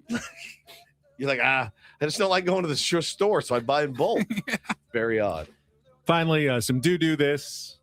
DD mega How about doo-doo. this story from Rhode Island high school hockey? And you remember the tragedy last month, the shooting at a hockey game when one of the kids' families was targeted in a shooting, and his brother, mother, and grandfather were all killed when the shooter opened fire inside Dennis Lynch Arena in Pawtucket, Rhode Island. And they canceled like the entire high school sports for a couple of weeks. The hockey team didn't play for weeks and weeks, but when the playoffs started, they got back on the ice this week, had the quarterfinals, which they won, and he played. Colin Dorgan played, even though, his family, 3 of them had been murdered, 2 others had been injured. And then in the semifinals, goes to overtime, and Dorgan scores the winning goal in overtime to send his team to the Division II hockey final. I mean, it's unbelievable that this kid can even go back into a hockey arena. Right. After what happened. And to do that, go back on the ice, and then have that moment is just special and spectacular and amazing. It was the sweetest thing that you've ever seen. And, again, that's clearly this is how I process and move on. I'm with my teammates and I'm playing the sport that I love. It makes a lot of sense. And for him to get that game winner was stunning. Sad and stunning. Sad, but a little uplifting as well. For sure. And certainly do this for a Thursday. That was Don't Do This with Ben and Woods on 97.3 The Fan. Broadcasting live from the Bill House Studios. We know how when we come back. We still need to talk a little college basketball. San Diego State going to be playing in the quarterfinals of the Mountain West Tournament tonight in Las Vegas. We know their opponent. We know the road facing San Diego State. Do we owe Ben an apology, Paul, after some of the results last night? Was the turd polisher actually fairly interesting? I'm hesitant to get there. On top of it, I feel there's a lot to be done. I feel with a platform like ours, it's our responsibility to not instill false hope in the fan base. Fair. And I feel like that we're getting close to that breaking point. And more Padres talk. Is Fernando Tatis Jr.'s performance in the WBC going to impact his performance this season for the San Diego Padres? We'll get to all of that coming up after a timeout with Ben and Woods on San Diego's #1 sports station, 97.3 The Fan.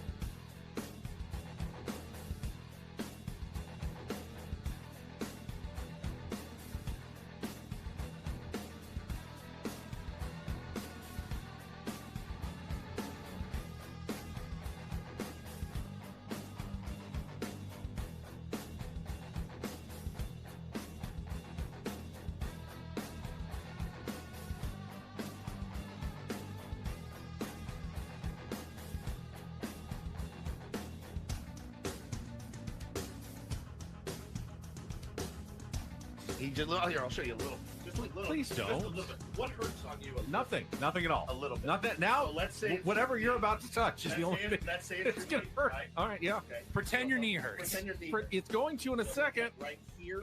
Oh, that is not pleasant. Hey, player, this is all yours. This room with this view.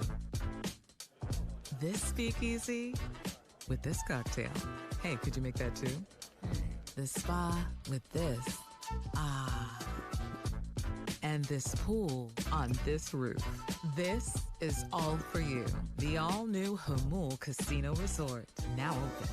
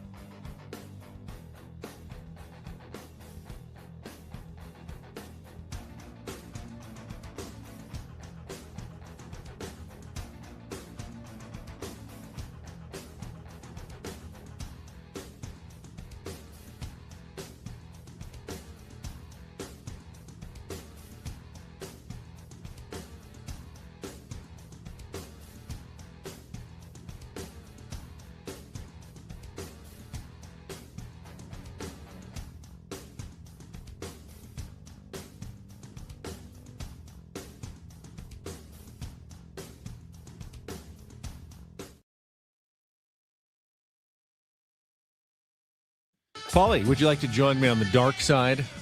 Text last night implied that San Diego State could still have a chance at an at-large bid to the NCAA tournament. Yeah, Paulie sent the text. Buddy sent that over to me, and it's a group chat we got. They're a little more optimistic than I am. Okay, about so they're in like the Ben camp, maybe a little bit more even Homer-ish than I am, and I think they would admit that.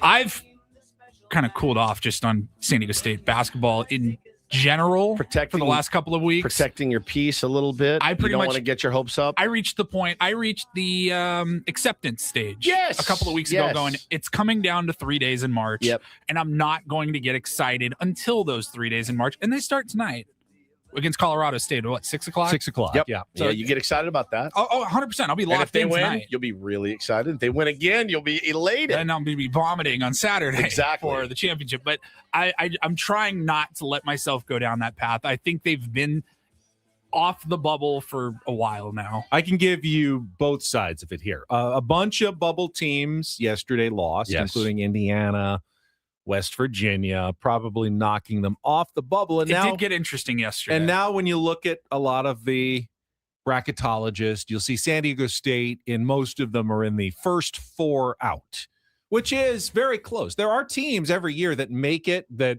bracketologists think aren't going to make it, and ones that they think are going to make it that don't. So if you're right around the bubble, you're under consideration. Well, what interests me, the committee is meeting right now. San Diego State, I promise you, is one of the teams they are talking about for an at-large bid in the NCAA tournament. They're having that conversation of, okay, let's say they make it to the finals here. They lose. We still like SDSU as one of the play-in. We're talking play-in, and right? I don't know whose bracketology that was in the graphic I sent over, Lenardi or Ken Palm or what. I don't know who it was. But it was one of the teams that is also in the first 4 out that San Diego State could very well play in the next couple of days. And you go, that's what's intriguing. If there's 2 teams in the first 4 out and they both play each other this weekend, one would presumably move on. Yeah, New Mexico's right there on the bubble. And, I think it's fairly clear. They lose to Colorado State, they ain't getting in. Right. That's a done deal. No chance. They are done if they lose tonight.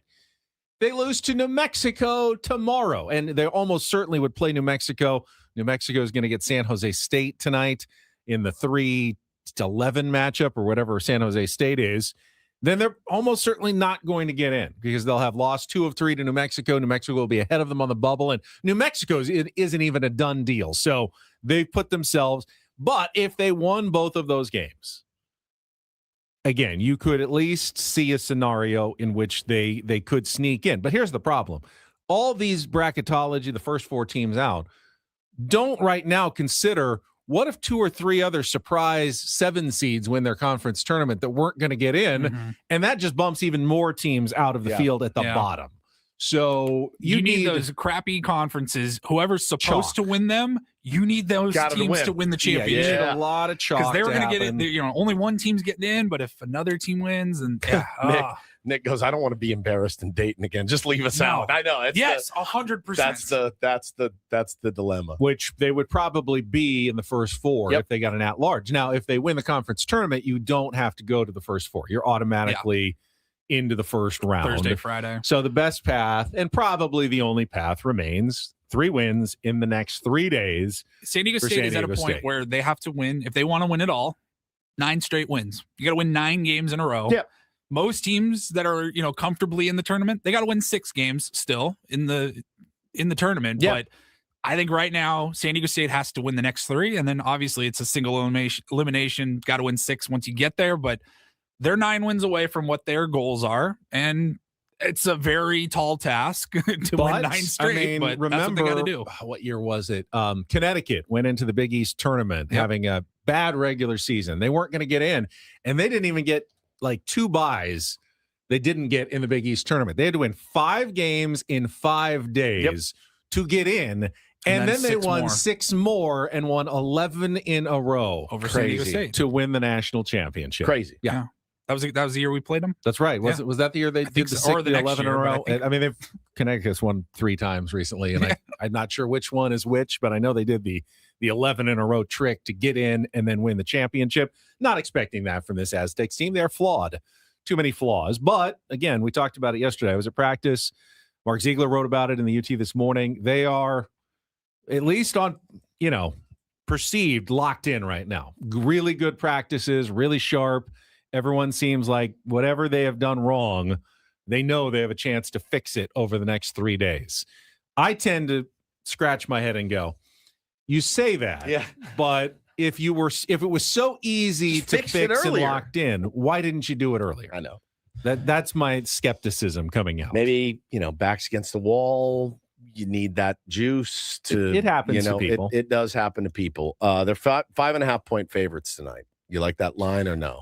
So yesterday, Colorado State obviously had to play, so they've got some tired legs. And they had to work, too. San Diego State can do that press thing to try to wear them down. It'll come down to 3-point shooting. Jace Butler made 6 of 9 on threes for Colorado State. Expect 87% from the field, would be just so you know. That would be my worry. Colorado State. I've never seen anything like 12 of 13 to start the game is unbelievable. You're going to get done with like bath time or dinner. You're going to get into the game. And, 8 minutes left in the first quarter, and you're going to see some stat. You're like, no team has ever started a tournament game 14 of 15 Pauly, from 3 points. Because of daylight saving time, I'll be able to watch the whole game before bath time even starts at 6 o'clock because of this brutal schedule now. Cool, guys. 9:45. You think you may want to hit the sack? It does feel like that's how this San Diego State season deserves to end, in a hail of 3-pointers by the other team. Oh, my God, 74 threes tonight. It's unbelievable. Also, congratulations. UCSD advanced in their Big West tournament yesterday, despite not shooting very well, just 5 of 20 from 3-point range. They beat Cal Poly 72-69. They got a tough road. They got to do the 4 wins in 4 days thing. They will take on Cal State Northridge tonight here on 97.3 The Fan, 6 o'clock. same time, unfortunately, for all the college basketball fans in town. UCSD lost both of their meetings to the Matadors this season, so they need to do that old tough to beat a team three times in the same season bit to advance to the Big West semifinals. All right, let's check traffic, come back, and we can talk a little more Fernando Tatis Jr. to wrap up the hour here next on 97.3 The Fan. From the 855 Get Ross Traffic Center. Injured? Demand justice. Demand Jurowitz. 855GetRoss.com. Here's Kelly Danick. Traffic is sponsored by Rivermark Medical. Got a few new problems to talk about here. One of them is this crash of the transition ramp northbound 5 at the East 54. It's over to the right shoulder.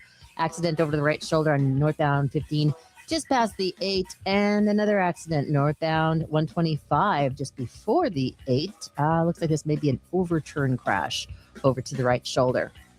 Rivermark Medical is conducting a Rapid 3 study for FlowStant, a minimally invasive device designed to relieve symptoms from BPH. Men 45 or older suffering from frequent, painful, or difficulty urinating may qualify.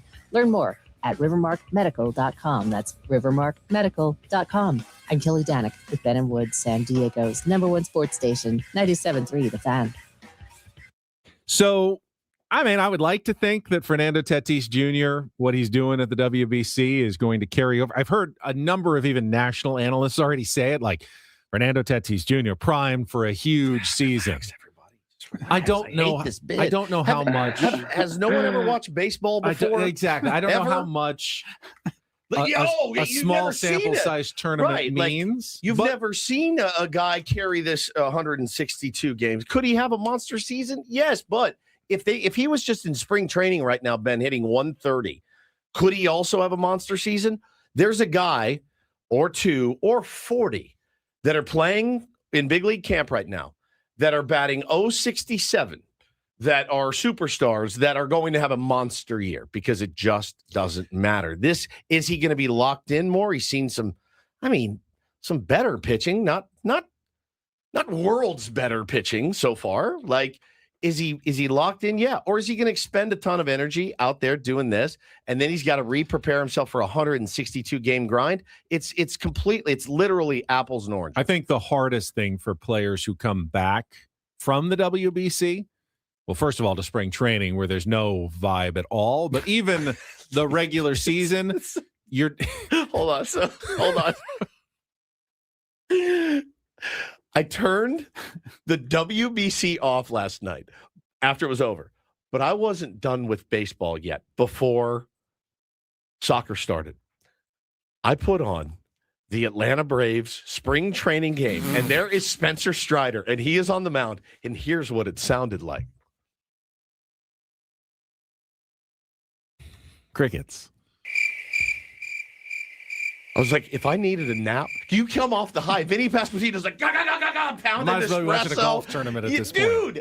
A Corn Ferry golf tournament. They cut to Arizona, and I go, oh my God, this is terrible. So when you say no vibe, it's negative vibe at spring training. Like Xander. Xander was just at the WBC where there's 30,000 people. They're going nuts. And then he's got to pack his bags. He goes back to Peoria, and all he hears, yeah, that's right. That's the only thing you can hear in the background. Only thing he hears all game is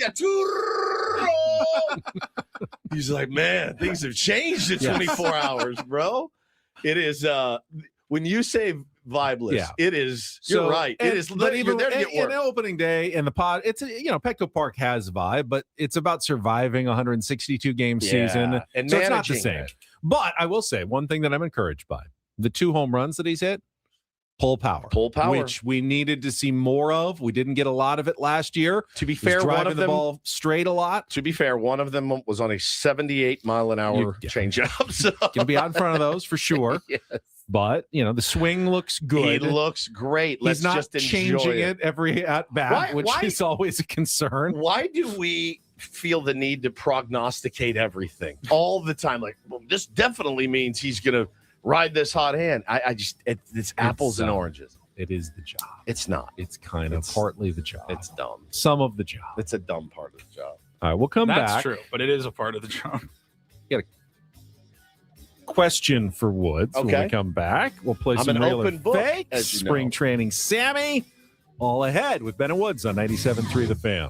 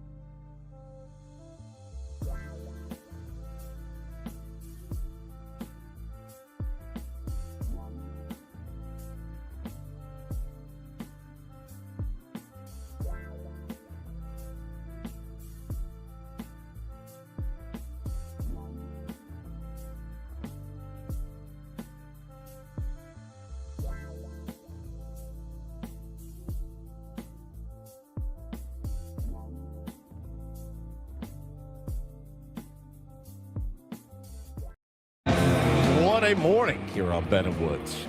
Halfway home on a Thursday.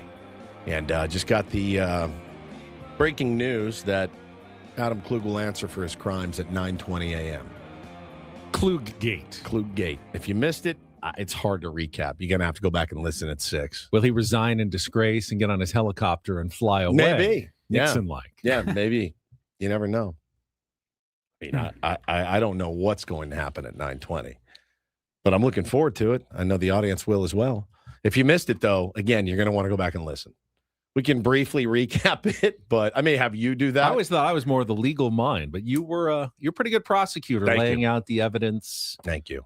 Presenting your exhibits. As we said yesterday, I would have been able to do prosecution. You would have been able to do defense. And it's part of the. Should I represent Adam? No, I'm your partner. It's Ben and Woods. Oh, everyone deserves a vigorous defense. Remind me never to go to battle with him ever.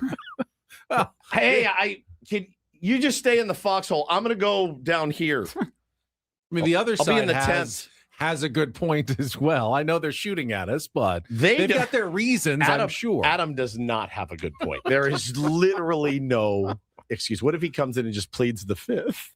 I refuse to answer on the grounds that my answer may incriminate myself. Me. Yeah. I'm Woodsy. That's Paul Reindl, executive producer. If the email doesn't fit. Yeah, you must have quit. Well, the email fits, my friend. And Ben Higgins, your friendly neighborhood sports anchor. Speaking of potentially incriminating yourself, been wondering, in the words of Brad Pitt from the great movie Seven, what's in the box? You brought a box with you. And I think I've got an idea. What's in the box? Wow, you're fast on that one. It's baseball cards. That's what I thought. Let me see. Go ahead.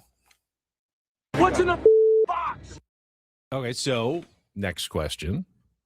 Why did you bring your baseball cards with you to work? Because I didn't want to leave them in the car. Oh, okay. And we can just leave it at that. Yeah. Wait, let me go one more step then. Why did you have your baseball cards in the car? Let me ask you a question, Ben.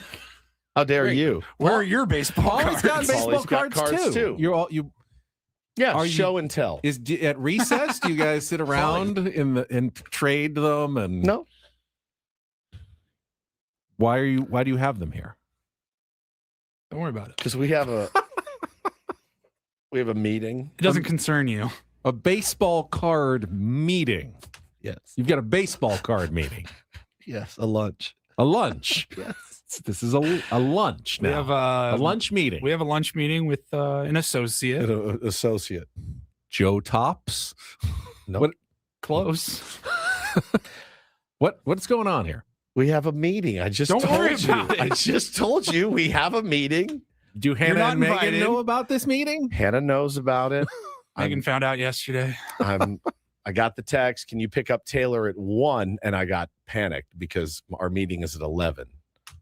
And we have a meeting with an associate in the business. Can I reach in and pick out one of your cards? Pick out as many as you like. Just I'm not going to damage it, right? I hope not. I'll just be very careful. Yeah, all right. Just random card. Just grab randomly. Grab a couple, yeah. Wow. A CJ Carr football card. Autographed. Autographed. He's going to be a high draft pick next year. Yeah. Okay. CJ Carr? Michigan? Yeah. No. Notre Dame. Oh, Notre Dame. Yeah, he's their starting quarterback. He's right. a Heisman. Well, this is personal then. That's nice. That's your team. Yeah. Very nice. Okay. Jamie Arnold, also autographed. I've never heard of Jamie Arnold. A hot young prospect for the Looks like Athletics. A left-handed pitcher for the A's. Yeah. Jamie Arnold. Has he made his big league debut? No. So he's a minor leaguer. So this is more of a speculative card. Correct. Now, is this graded? No. Not graded. It's interesting you mentioned that. Because none of mine are graded either. Huh. We're going to meet with somebody that is in the know about which cards you should and shouldn't send that have a chance to be graded. So when Jamie Arnold signs this card, how does that work? Does someone just put it in front of him? Yeah, he probably signs. He probably signs a sheet of the stickers. Right. 500 at a time, 1,000 at a time.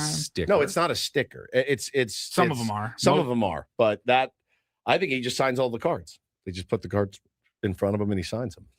Now, how does he sign the card without potentially damaging it and ruining its value? He might. But you don't know. That's right. That's why you send it to get graded. Does he think it's weird for Jamie Arnold? Do I think it's weird? Yeah. What? Who has not done anything in his big league career yet, or even had one yet. Well, let me ask you this. To be signing a bunch of these baseball cards for people like you and Paul. Well, if you're to potentially collect and try to make money on. If you drafted Tony Gwynn to play for your baseball team, as the San Diego Padres did, and they're like, we think he's going to be a star, sign a bunch of cards and bats or whatever, hats, helmets. And, we can give them away or sell them, whatever. It's pretty standard. These dudes have been signing autographs since they were probably, to be honest, these days, since they were probably 15 years old. Yeah. Like, oh, you played in a perfect game tournament? Sign these. Team like USA Team USA. Yeah, they've been Why? signing autographs forever. What do they get out of it? A deal. A deal? Yeah. Signing They deal. get paid. They do get paid. Yeah. Oh, yeah. Oh, Okay. yeah. I'm glad. He's not doing this out of the goodness of his heart. Okay, I'm glad No, that he's Topps getting pays something them. out No, like of it. during the Okay. off season or whenever they're like, because some cards come out, in February. So maybe whatever But- point last year, they'll send off, to each player, here's 1,000 cards. But we need until you to sign. recently, if he wasn't already a professional, like if you were a college baseball player, now in NIL, Now you they can. can probably do it, but they wouldn't have been able to do that until they were officially drafted and were pros. Can you hear all the women getting pregnant around San Diego from this conversation right now? Can you hear it? Because I can. I had to tell my wife yesterday, kind of just Hands going over off, our, babe. yeah, right. Hands off. Kind of going over the schedule. I go, hey, by the way, Thursday I have a lunch with Woodsy, and just don't worry about it. She goes, what are you talking about? Yeah. I'm like, it's about baseball cards. It's about baseball cards. And I could hear her eyes roll. Oh, yeah. When I told her that. Can I ask you a personal question? Sure. How much did you pay for this Jamie Arnold signed baseball card? Don't remember. Okay.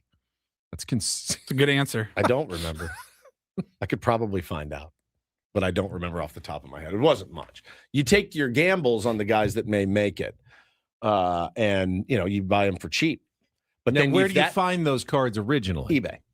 No. Where did the person who sells the card find it originally? Oh, Like in a pack somewhere? Yeah, bought it, ripped it from a pack. Okay. Yeah. Like a minor league pack, or they just are dropped in? 'Cause if Bowman draft. All right. I was a kid once. Not a great one, but I was one. Yeah, for about 6 weeks. Yeah, You were and I bought child. I had some baseball cards, and I would open up a baseball card pack, and I would want to look for star players that I knew Sure. in baseball, I especially like ones that on my too. team, like Tony Gwynn. That would Sure. be very exciting. I got tons of Tony Gwynn cards. And if I got some minor leaguer I had never heard of, I wouldn't care about that. But at then all. that guy could have turned out to be Ken Griffey Yes, Jr. but I was a kid, and that wasn't what was interesting me. But I'm at 50. Yes, So my interests are different than what a child's is. Did you know that? I do get that. So, Yeah. look at that. That's the hottest prospect in baseball. Connor Griffin, yellow refractor card. So the fact that it's shiny Yes, and yellow correct. Makes it different. makes it different. Correct. Now, is it They is don't it just- yellow because he's with the Pirates and their Nope, logo is they yellow, just have or are they different all colored refractors. yellows? There's pink, there's green, there's all And kinds. is there a better color than others? Whatever one's the most rare, and I'm not sure which one it is, but that one's got, see the numbers on there? It's blank out of blank. See Yes. that? Okay, that's Yes, important. I see that. Yeah. So, but this is all artificial. The company can decide on how many of the yellows and the pinks and whatever they want to make. And Sure, just like every company can decide on how much they're going to supply. are company we gets to supplying decide. too much Ben and Woods? I think so. I seem to remember negotiating less, and then that was also walked back on. So I don't know. Should we just do a one of one Ben of Woods Yeah. and just one show? One show. And sell it for like, I don't know, $1 $5 million. This is the only one you can get. This is the one of one autographed Ben and Woods program. We can start our own channel on Whatnot and be like, all right, chat, we got a hot show for you guys. This is it. It's one of one One Ben of and Woods, one. 4 How much hours will long. you pay? We'll start the bidding at $500,000. Yeah, it's really interesting. Really interesting. So we do have Such a weird business. It is. We have a meeting today. We're excited. He's a tier 1 too, which is great. We're going to have lunch with him and treat him to lunch actually. And he's going to say, "Hey, look, let me take a look at your little PC, your personal collection. He's literally going to just be like, yes, no, how's he no, he gonna eat and look at cards is what I want to know. And is he gonna get? Are you worried about what he's going to order? If he gets wings, you know what? Never mind. Sloppy. You know what? I'll just take these back to the car. I'll take these back to the car. Don't. Please wipe your fingers before he's eating hot wings and like just a meatloaf sandwich. Yeah. Let me see that Griffin card. What is that? Oh, Connor Griffin. Cool. So yeah, I'll have that ice cream cone for dessert as well. Yeah, exactly. That messy Sunday. On a very hot day. So yeah, I brought him because I didn't want to leave them in my car. Okay. Because somebody would steal them. Right. Valuable. Very valuable. Again, it's a weird thing to feel like a nerd in front of Ben. I'm going to be completely honest. It's very, I feel it's a weird feeling. Yeah. You're now the coolest guy in the room. I tend not to be judgmental, but in this, I know I can feel it. I can sense it. I know it. And I'm not even upset at you for feeling it. I would feel the same way. I do feel it's kind of dorky. It hurts so much more when it comes from him like that. It does. It stings. It stings. I mean, I'll be jealous one day if you sell a card for millions of dollars, and I'll say, hey, you had the foresight to collect that Connor Griffin card when you did. It's not going to happen. But I mean, we all wish that the chase is great. We had bought 5 Bitcoin, you know? Of course. Oh, my. I thought it was the stupidest sounding thing ever. I still kind of do, but even though people are like, okay, but you wish you got in on it. Yeah. Bro, I'm telling you. Jay said, Ben calling someone else dorky. Yeah, this is his moment, man. I said it. Like, he gets to stuff us in a locker for once. Me and Paulie in the same locker. Get in there, dork, as he strolls takes down our the lunch hall. money. Yeah, takes our lunch money. And he's now the James Dean of Ben and Woods, the cool guy. And yeah, I can't. You're not wrong. My wife, I don't know that she's laid a finger on me since I started collecting baseball cards. If I can, she knows. I think about this is the gateway to Pokemon, and that's what's coming up next for you. Never. I'll tell you never, because I've never. I love baseball and I love football and I love basketball. I'll grant you. I do not like.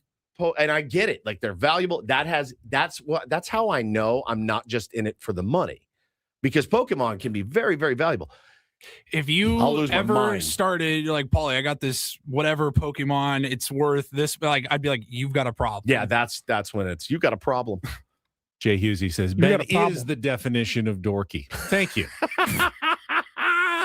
Thank you. I have no idea who this even is on our phones, but we haven't taken a call in weeks. Should we just see what John in Carlsbad's up to? Okay. There's so many different topics on the table today. I'm just curious. Good morning, John. This is a risk. Hi, John. How am I graced with this presence that you guys give me live on the phone when I'm trying to call in for Take on Woods? He's trying to get in early. I thought you were calling to make fun of us. That's what I assumed it was. I haven't asked for any calls yet because we're not playing Take on Woods today. We're playing Real or Fake. Playing Real or Fake today anyway. But it's all right. But if you want to call them dorks, you can. Yeah, you can call us dorks. Certainly not opposed to it here. I'm not going to feed into it, Ben, because that means that you win. So I'm just going to sit here and I'm going to listen till it's my time to play Real or Fake. You're in. Is everybody against me? No, everybody's with you, I think. All right. I know Mrs. Woods and Mrs. Reinl are with you. Yes. He's walking down the hall with our wives on his arm as we're in a room. And we're just ripping packs. And he's like, I'll see you chumps later. Any more top loaders over there? God, I need more penny sleeves. It's horrible, man. Shall we take another call while we're here? If somebody wants let's to go. make Let's fun, see. We got another John on the line. I'll wear it. Hello, John. Good morning, John. Hey, good morning, guys. Hey, by the way, I'm one of those nerds too. Yeah. I still collect vintage baseball cards. Nice. I've got about 50,000 in my collection. They go back as far as 1940. Wow. I collect 50s and 60s and 70s stuff. That's so cool. I do too. I only have a handful of modern cards, some Merrill and Machado cards like that, a few Tatis, but I'm an old guy and I'm into the old school Mays and Aaron and Koufax. and all those guys. But there's a show this weekend, I believe, at the Town and Country. Oh no.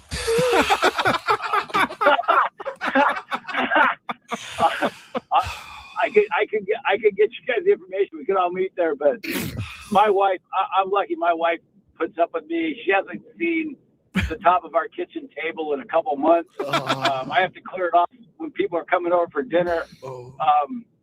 But it's just, I've done it since I was a kid. I hate to admit it, I'm 70 years old, and I still love doing it. I mean, it's the chase. I just finished my 68 set. I got that Nolan Ryan rookie card. Unreal.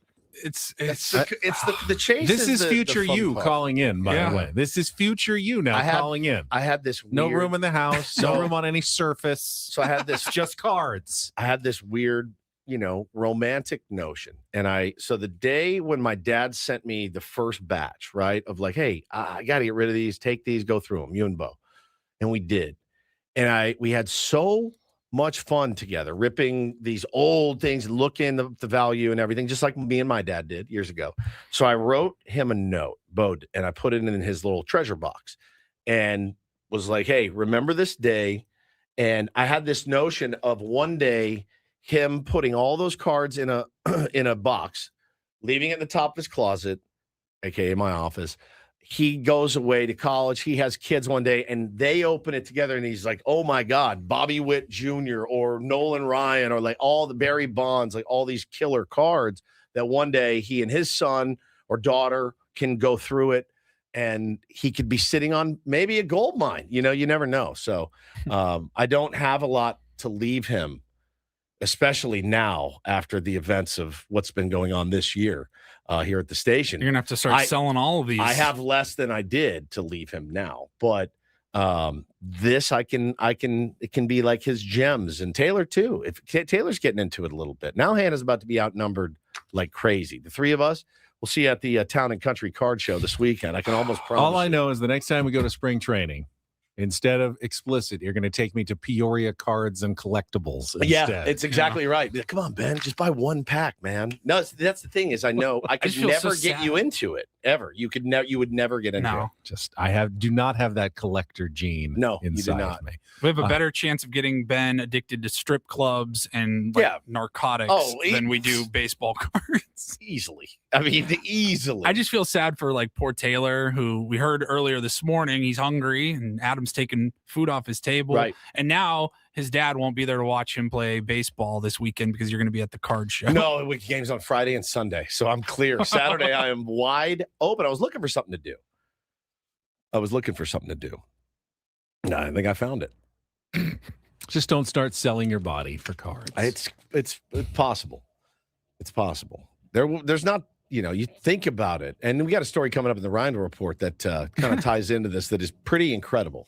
All right, John's ready to play Real or Fake. So we're going to do that when we come back, and then we'll check in with spring training Sammy after his off day in Arizona. It is all coming up with Ben and Woods. Don't go away. San Diego's #1 sports station, 97.3 The Fan. First, though, talk about SDFatLoss.com. Before you spend $3,000 to $5,000 per year on weight loss injections, those GLP-1s, keep in mind, if you go that route, you may have to be stuck on that route for a very long time. Weekly injections to keep the weight off. And by the way, a lot of that weight coming off muscle, not fat. So it makes it even harder because your metabolism goes down. You don't want to lose muscle. With SDFatLoss.com, you lose fat, up to a pound of fat per day, and you get all the fat off in just 60 days. It's 2 months. Wouldn't you just be done in 2 months with the weight loss like I did? I lost 40 pounds in 60 days. I ate real foods. Steak, chicken, vegetables. I did not take any injections. I did not exercise. I did not have to buy any shakes or bars or prepackaged meals. None of that. It's the way to go if you're trying to lose weight quickly and safely in a doctor-developed program. You can find out how it works by signing up for your own free consultation at SDFatLoss.com. Tell them Ben or Chris or Tony or Scraby or any of us sent you. You're going to get $200 off the program. And then think about that in 2 months. What is that? May. You are going to be a brand new you. It's not even summer yet. Just act now. Get that free consultation. Go to SDFatLoss.com. That's SDFatLoss.com. Results may vary.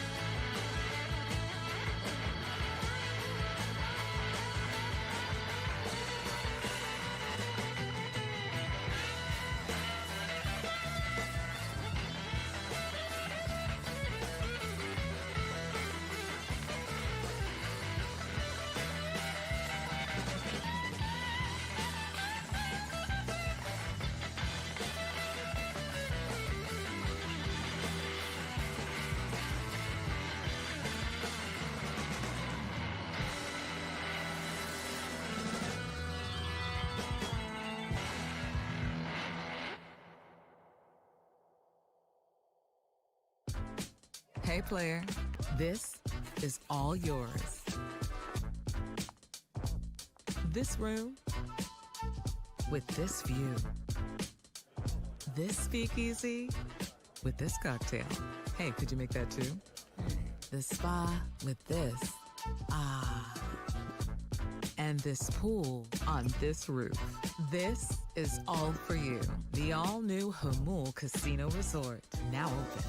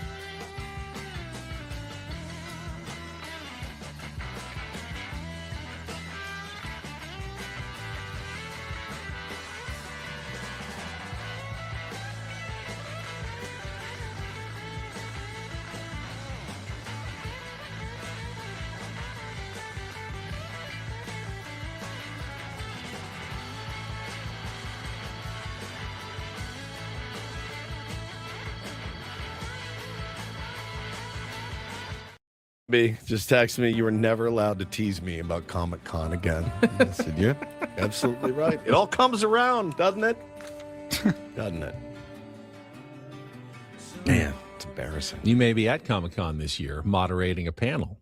I'll give you the update on that coming up in our 9 o'clock hour from see. Adam Klug. We've got spring training Sammy joining us in just a couple of minutes, courtesy of David P. Shapiro, criminal defense attorneys. But first, it's a Throwback Thursday. Let's play a little real or fake.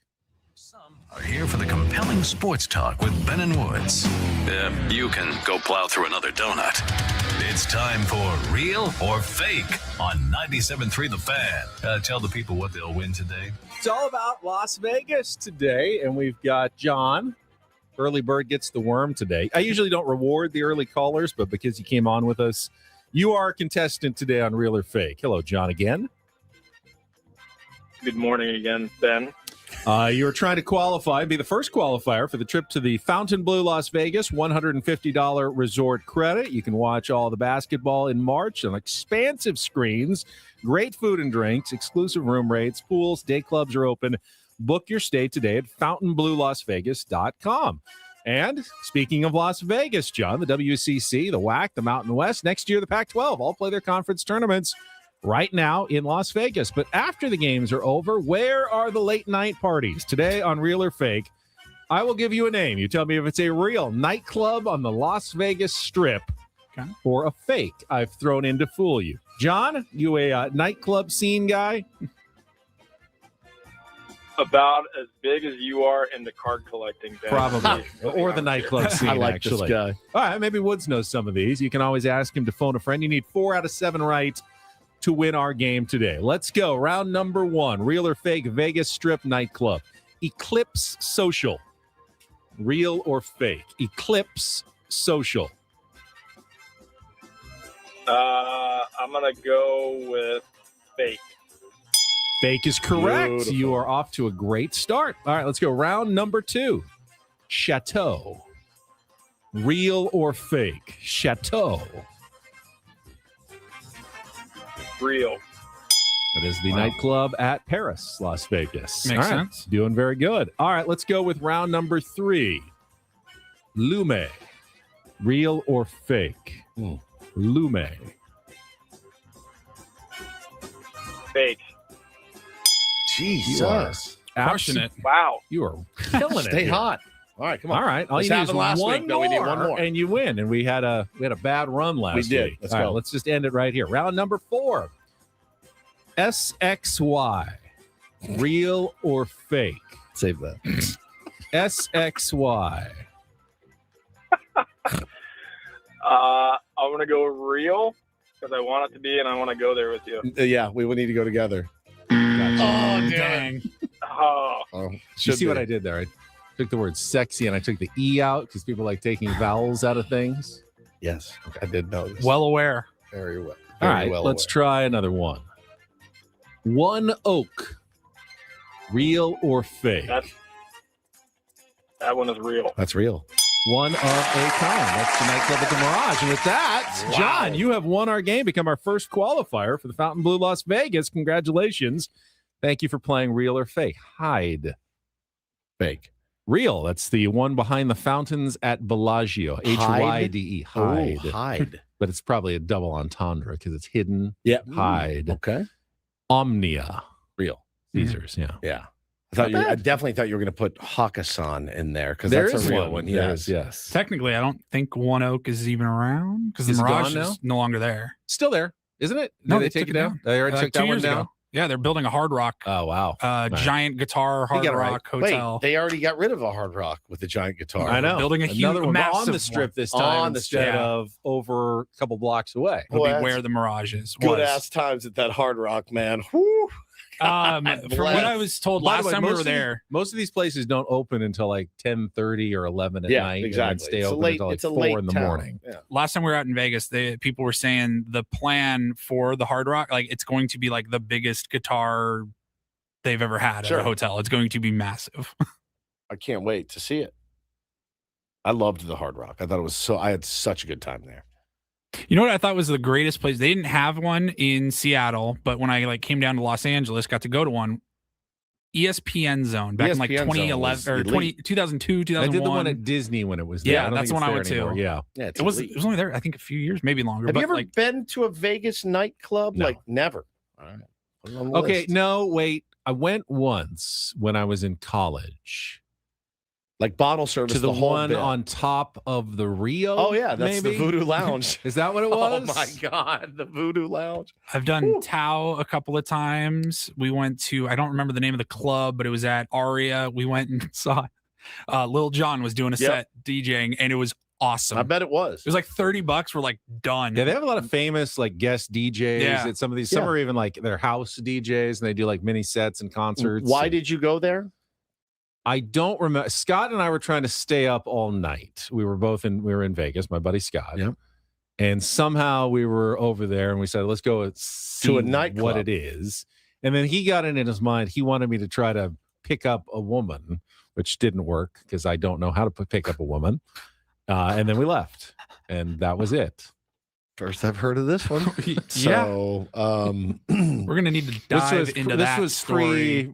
we were both single and obviously, pre-marriage, obviously. But what he said, I want you to go hit on a Yeah, woman. he didn't want to do it. So I was One for the both of you or no, two? I just, he just wanted to see if I could do it. I ended up Did in you a try? conversation. Yeah, I ended up in a conversation for a while. How'd you approach it? I don't remember exactly. Are you impressed with my vast sports knowledge? I didn't have a vast sports knowledge back then. I bet you did. I was, I'm sure you did. probably like 21. So what did she say? Thanks, but no thanks? No, she was kind of interested, but then I didn't really know like the You didn't know how to logistics of close. what I was going to do. Yeah, like, you didn't know how to close. do you have a room like, oh, here? crap, I now didn't what? know what to do. Do you have a room here? Because we were staying somewhere else, so I didn't know, like, your place, my place. Yeah, I didn't know what to Are we do gonna at do that this? point. Oh Yeah. my God! She was there with friends too. I didn't think she wanted to leave. So he her made friends, you. so. He made you just wingman, like not even wingman. You just had to be like the pilot. I was the Maverick. entertainment. You had to be the pilot. He was on the aircraft carrier waiting for you. He was doing this thing. Can you bring a couple girls back? No, I don't think he wanted one for him. He just wanted to see if I could do it. I've been there. Oh, was it like a challenge? Yeah, it was more of a challenge. And you're like, I'll take that challenge. Why not? We didn't have anything else to do.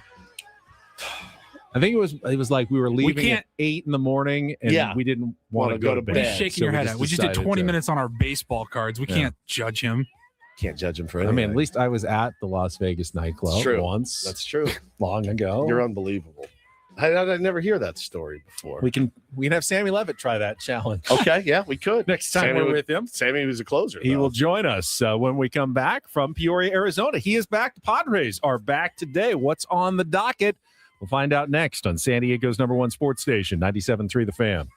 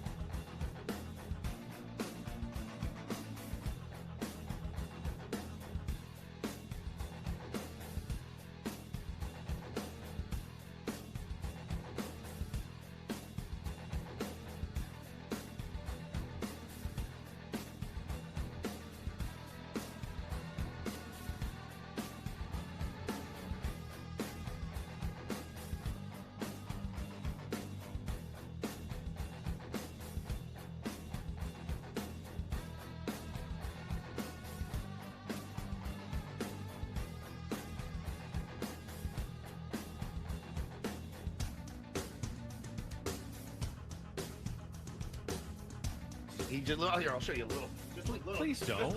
What hurts on you? Nothing at all. A little bit. Nothing. Now, So let's say whatever you're about to touch is the only thing. Let's say It's going to hurt. Right? All right, yeah. Okay. Pretend your knee hurts. Pretend your knee It's going to in a second. right here.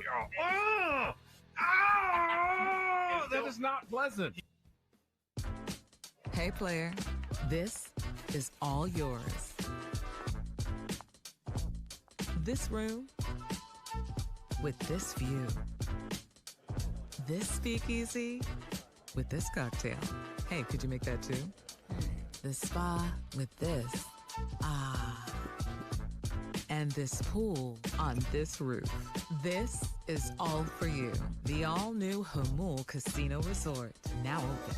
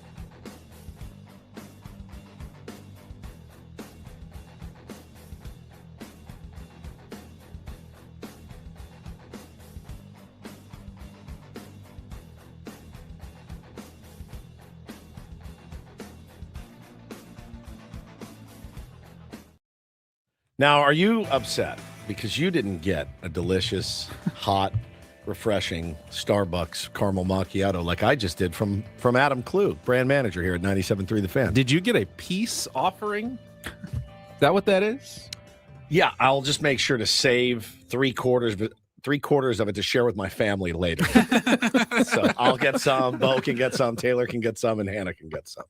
We'll be fine. Hey, Adam, why are you taking food off our table? We're each having a quarter Here. of a caramel macchiato. Come grab a spoon. Go ahead. Daddy got dinner home. Megan, I thought about this. Megan says I wouldn't drink that. And first thing I said, I looked at him, I go, did you spit in this? He, of course, said no. No. But he said, I'm surprised you didn't have one of them tasted No, for you I first. didn't spit in your macchiato. Paulie and I are not the royal tasters, Your Highness. It seems like you're the highness around here, not me, sir. Remember, I was passed over like a court jester. You were ascended to the throne. The true poor Sammy. the true he was prince. off yesterday. He has no idea what's going on. No, he's the true prince among us. And Sammy Levitt will join us right after this check of traffic on 97.3 The Fan. Wait, Adam did what? From the 855 Get Ross Traffic Center. Injured? Demand justice. Demand Jurowitz. 855GetRoss.com.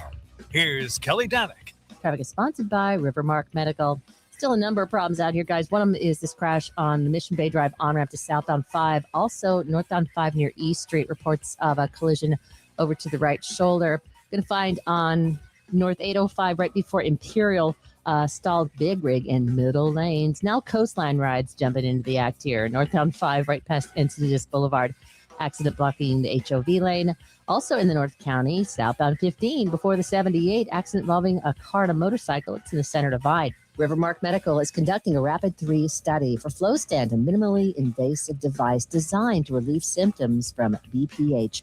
Men 45 or older suffering from frequent, painful, or difficulty urinating may qualify. Learn more at rivermarkmedical.com. That's rivermarkmedical.com. I'm Kelly Danick with Ben & Woods, San Diego's #1 sports station, 97.3 The Fan.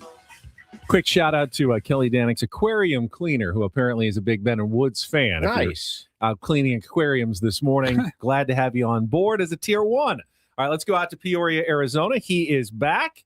All coverage brought to you by David P. Shapiro, criminal defense attorneys, helping good people regain control of their future when charged with a crime since 2010. Visit davidpshapirolaw.com. No worse for wear from the day on his slopes. Sam Levitt is back with us, spring training. Sammy, how was it? It was great. Had a great time. Icy in the morning, very slushy as it got warmer out and the sun started shining on the snow. So I did fall actually a couple of times in the slush. That's all wet. Yeah, very, very wet. Yeah. So it's a weird mix because you got to wear your normal stuff. Yes. But it's also very, very warm. So hot. It's also all I have to ski in. I mean, and I'm not doing the whole thing where you have people there in t-shirts and, jerseys and stuff. And that's not really my look. So it was a great day. Flagstaff is great. It's a great little mountain, just enough snow to ski and a very nice day off. Well, you grew up on the East Coast, Sammy. I mean, you're used to people skiing in jeans and a t-shirt like I was when I was a kid. I saw it all the time. Yeah, I got very lucky because my parents did not ski, neither of them, and they got my brother and I into it. And I skied until about high school, and then I had a long time off from it. And I would only say in the last 6-7 years, I've really got back into it, and now I love it. I mean, I try to go as much as I can during the winter, and it's hard. Like this year for people that ski, the snow in Utah and Colorado, a lot of places was just terrible. It was historically bad. Yep. So this year was not great, but it was a nice day. I had fun. So now you're back. Padres play actually a night game tonight against the Kansas City Royals. So you're not at the complex yet, but this is the stretch run now. You can see the finish line. A week and a half away or so from the end of spring training. What are the final storylines Sammy Levitt's going to be looking at over these last 10 days or so? Yeah, 2 weeks to opening day. In fact, I while I was waiting here during the commercial, I wrote down a list. 2 weeks to OD, and I have a list of things that I have to accomplish in the next 2 weeks. Please don't OD while you're out there. That's a story I don't want to have to report on, Samuel. Man, things have gotten really dark out in Peoria for Sammy. You're in the right place for it. No. For opening day. That's an accidental opening day. Accidental opening day. A lot to accomplish. So I got to lock in here the next 2 weeks, along with everything going on with spring training. But I'll give you it piece by piece, Ben. I think obviously the battles throughout the roster. When you talk about the back end of the rotation, that's certainly probably item number one for me. The last bench spot or two. Certainly that's an interesting competition. The last couple of bullpen spots, depending on the status of Jason Adam and Yuki Matsui. So it goes without saying this time of year, you're very focused on those competitions, and the Padres have a few of them. I would say right up there now is just the status of Joe Musgrove. Nick Pivetta, again, everything we've heard is he's going to make his next turn in the rotation, but making sure he's ready to go, making sure that those two guys are ready to go. We'll see what the status is for Joe based on, what he said the other day and how the Padres are treating him right now. So I would kind of put those two guys and where they're at and making sure, that hopefully they're ready to go for opening day. Right there towards the top of the list right now. But from an offensive standpoint, lineup-wise, knock on wood, everybody's been healthy, and that looks where it should be. So I would say getting everybody healthy to opening day and obviously those various position battles, that's, I think, what we're going to be focused on the final couple of weeks here. Yeah, a lot can change. Certainly talking to Spring Training Sammy here on Ben and Woods this morning. AJ Casvell, I thought, wrote a nice piece this morning. And it kind of took his guess at the opening day roster of the San Diego Padres. He's got Ty France making the squad, and there's reasoning behind it. But it gives the Padres another right-handed bat that can play a couple of different positions in the I'm infield. assuming that means he thinks Sung-Moon Song starting on the injured list, starting on the IL for Sung-Moon Song, and then he's got the outfielders being Toddy, Merrill, Laureano, Castellanos, and Bryce Johnson. Nick, of course, will DH. He'll play first base as well. You've got some corner guys. Like, you're kind of set at the corners right now. And I know Ty France can also play some second, I do believe. Yeah, he plays second. Yep. And so, you got guys that can get Manny, he can get Manny off his feet as well. I kind of like that. Manny, Xander, Jake, Gavin, Andujar, and Ty France are the guys that's some decent big league infield right there. Well, I think if you're assuming that Song is going to start the year on the IL, which I do think is possible now, 2 weeks out to opening day, and he's not in Cactus League games, he's doing baseball activity. But this, as they've said, this has been a recurring injury now for him, and something that he's re-aggravated and has lingered. And it probably would be wise to get him right. And the reality is you don't need him on opening day. Correct. And if he's not there, to AJ Casvell's point, and I haven't read the piece yet, it does open the door for a second bench spot. And I think Ty France makes a lot of sense. I think Jose Miranda has done a really nice job. And I would not be surprised if the Padres, and you guys, I think, discussed this the other day, how they'll have to create some room on the 40-man if they end up adding and in all likelihood with what they're going to have to do in the rotation, 3 guys. There's a pretty good chance they're going to have to clear some 40-man spots. So they're going to have to figure that part out a little bit. But I do think Ty France and Jose Miranda really do bring something from an offensive standpoint. They can play some different positions. And I just think Bryce Johnson makes a lot of sense, guys, as that fourth outfield type, especially if you're talking about 2 bench spots. It's hard for me to see a world where Bryce Johnson, based on what he brings and what he did last year and how nicely just his skill set fits into kind of something you need in kind of that classic fourth outfield type. If Song is on the IL, I would find it hard to believe that Johnson isn't on the team. And then, just Samuel, you're talking about, what about Jace Bowen, which I didn't know much about him. He hits a grand slam out of the leadoff spot on Tuesday, and all of a sudden all I hear about is what a stud he is, can do everything, strong, fast. And Craig Stammen's talking about him. I didn't know much about him until a day or two ago. Well, he's a physical specimen for sure. He's a big, strong kid. He can do a little bit of everything. He's got pop. He can play all 3 outfield positions. He's got speed.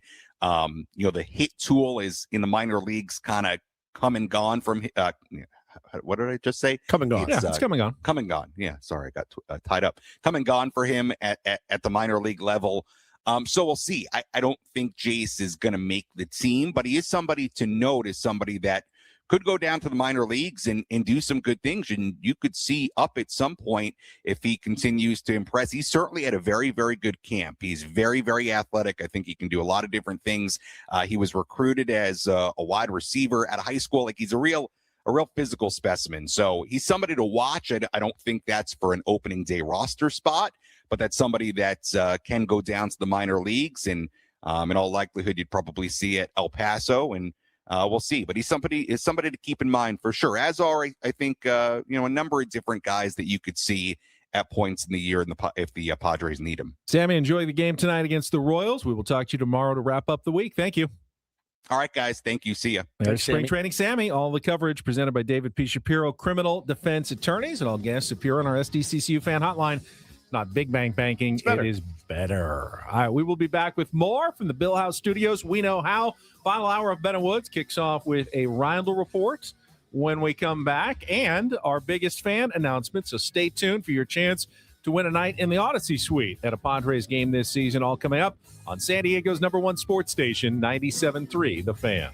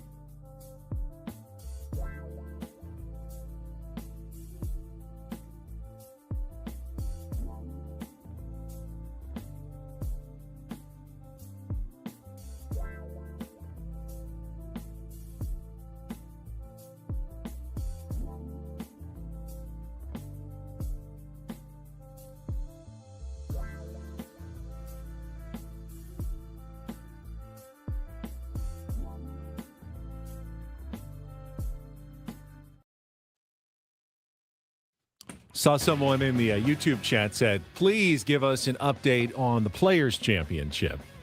Everyone's dying to know what's going on in the 5th major. Somebody really said that? That was your burner? Yeah, he has a burner.